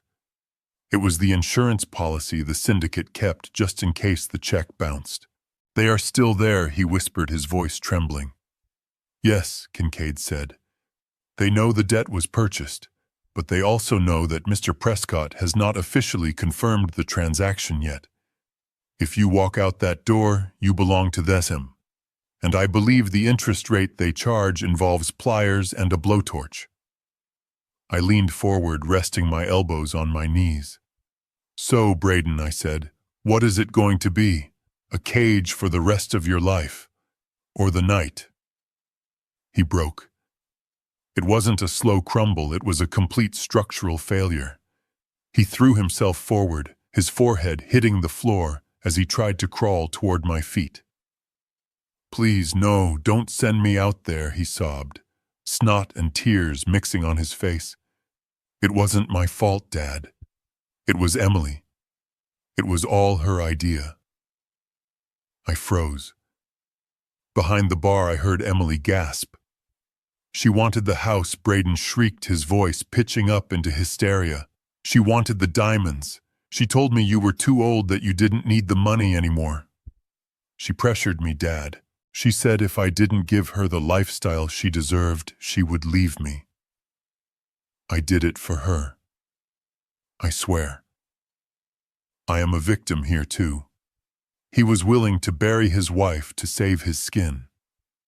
It was pathetic. It was exactly what I expected.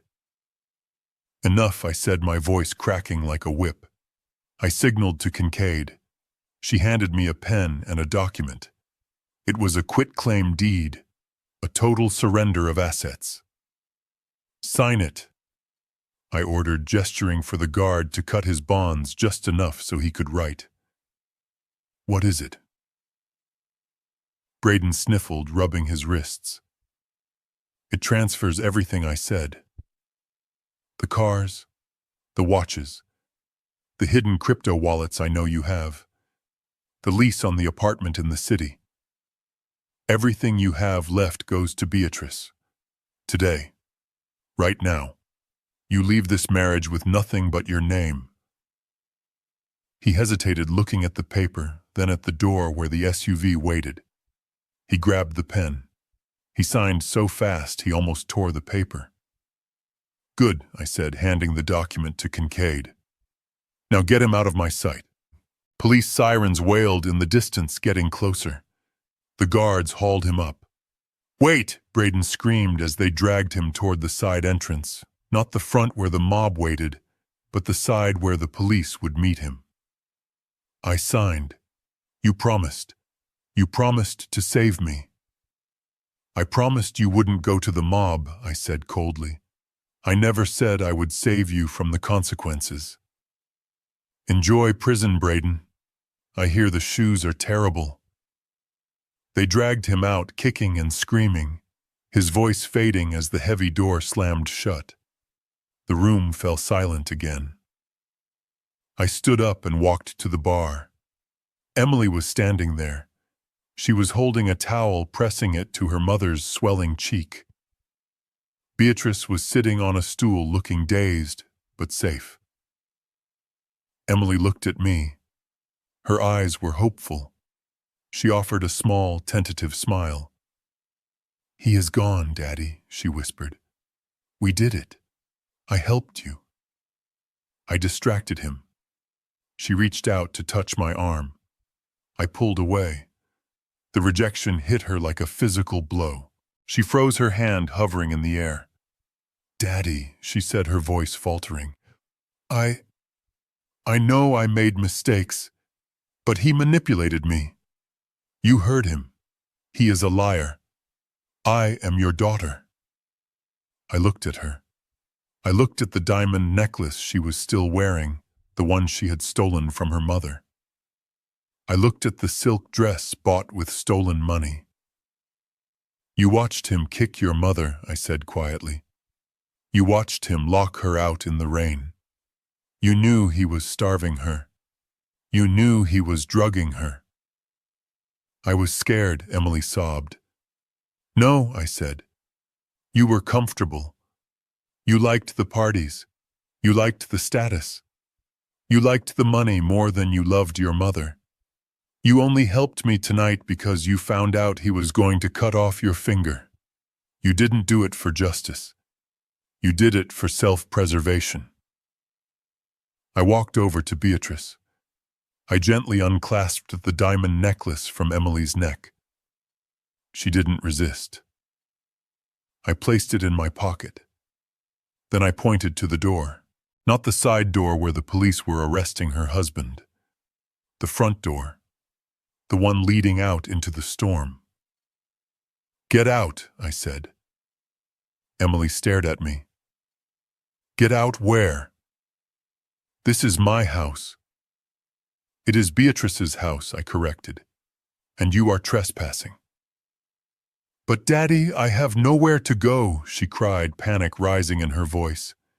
Braden drained our joint accounts. I have no cash. I have no cards. It is raining. You have your health, I said. You have your youth. And you have the consequences of your choices.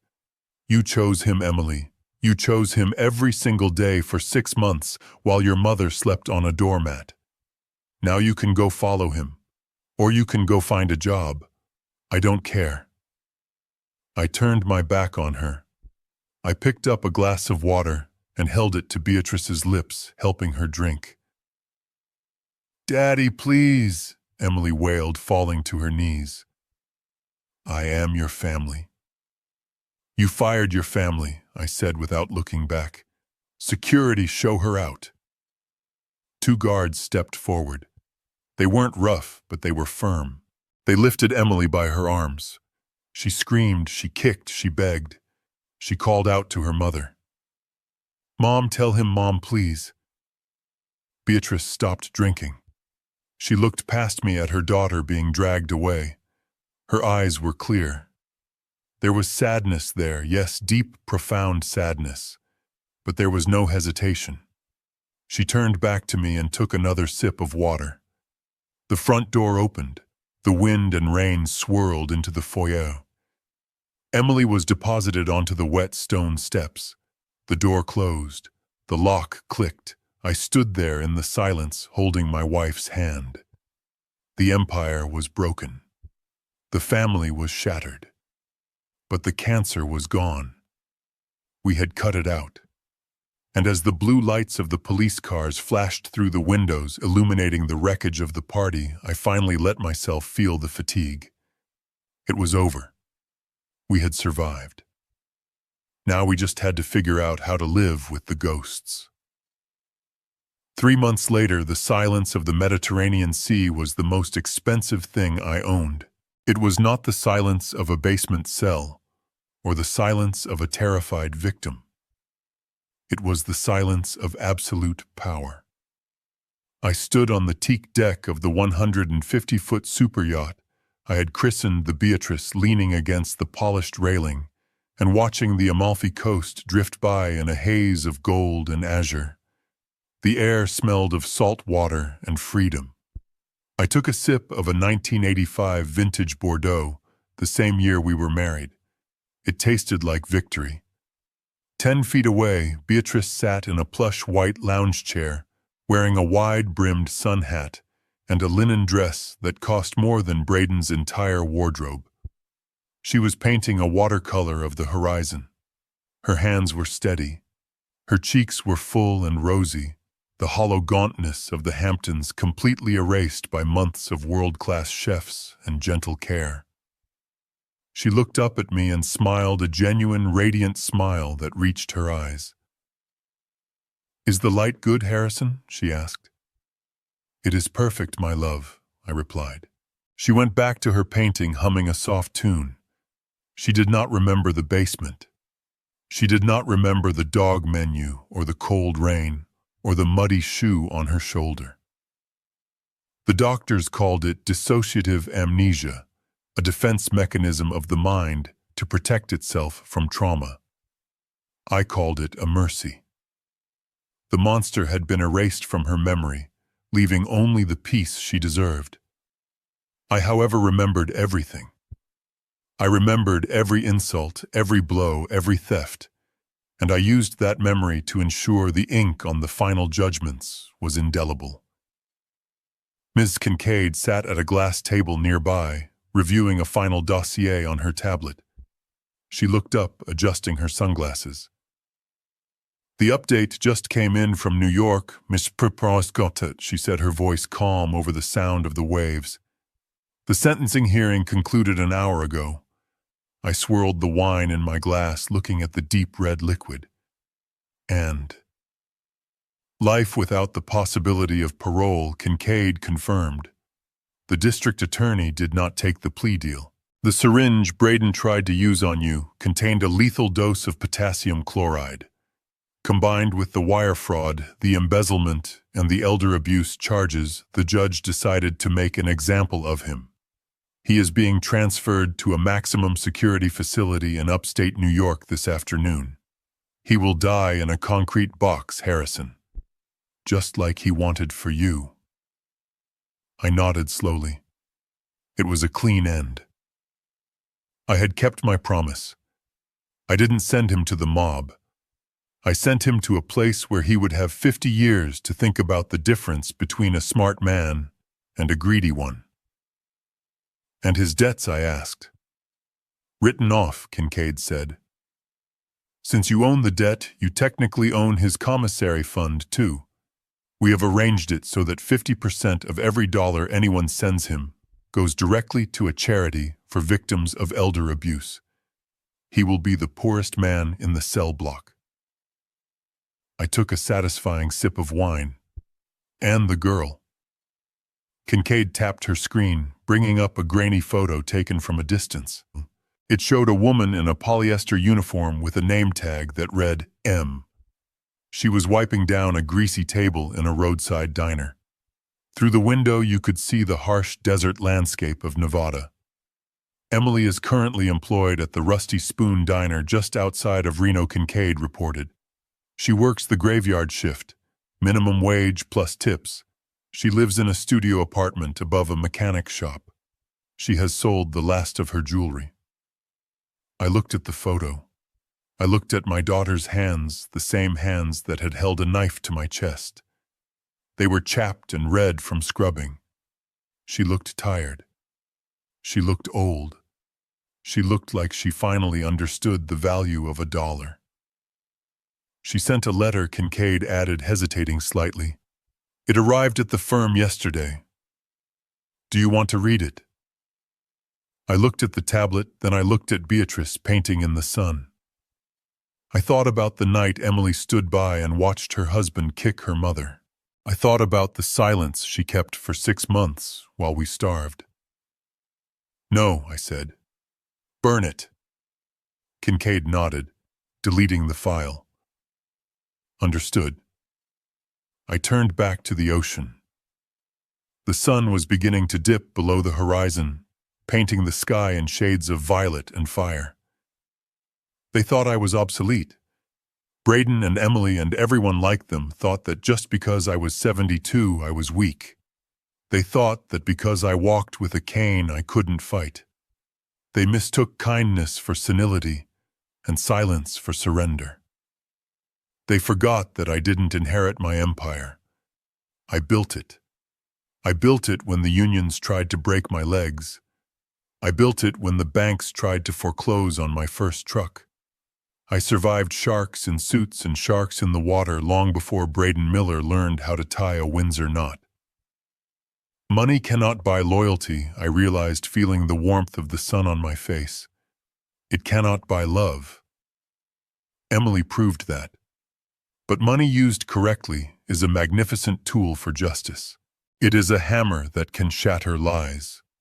It is a shield that can protect the innocent.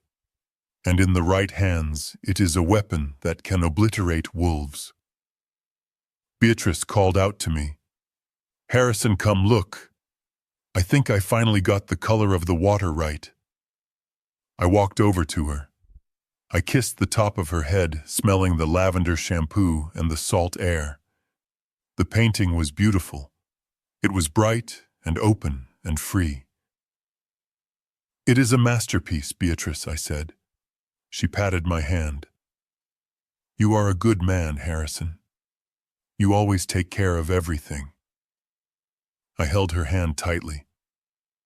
That was the only title that mattered. Not CEO, not millionaire, just the man who took care of everything. I looked back at the wake of the yacht, the white foam churning in the water, disappearing into the vast blue distance behind us. The past was gone. The parasites were gone.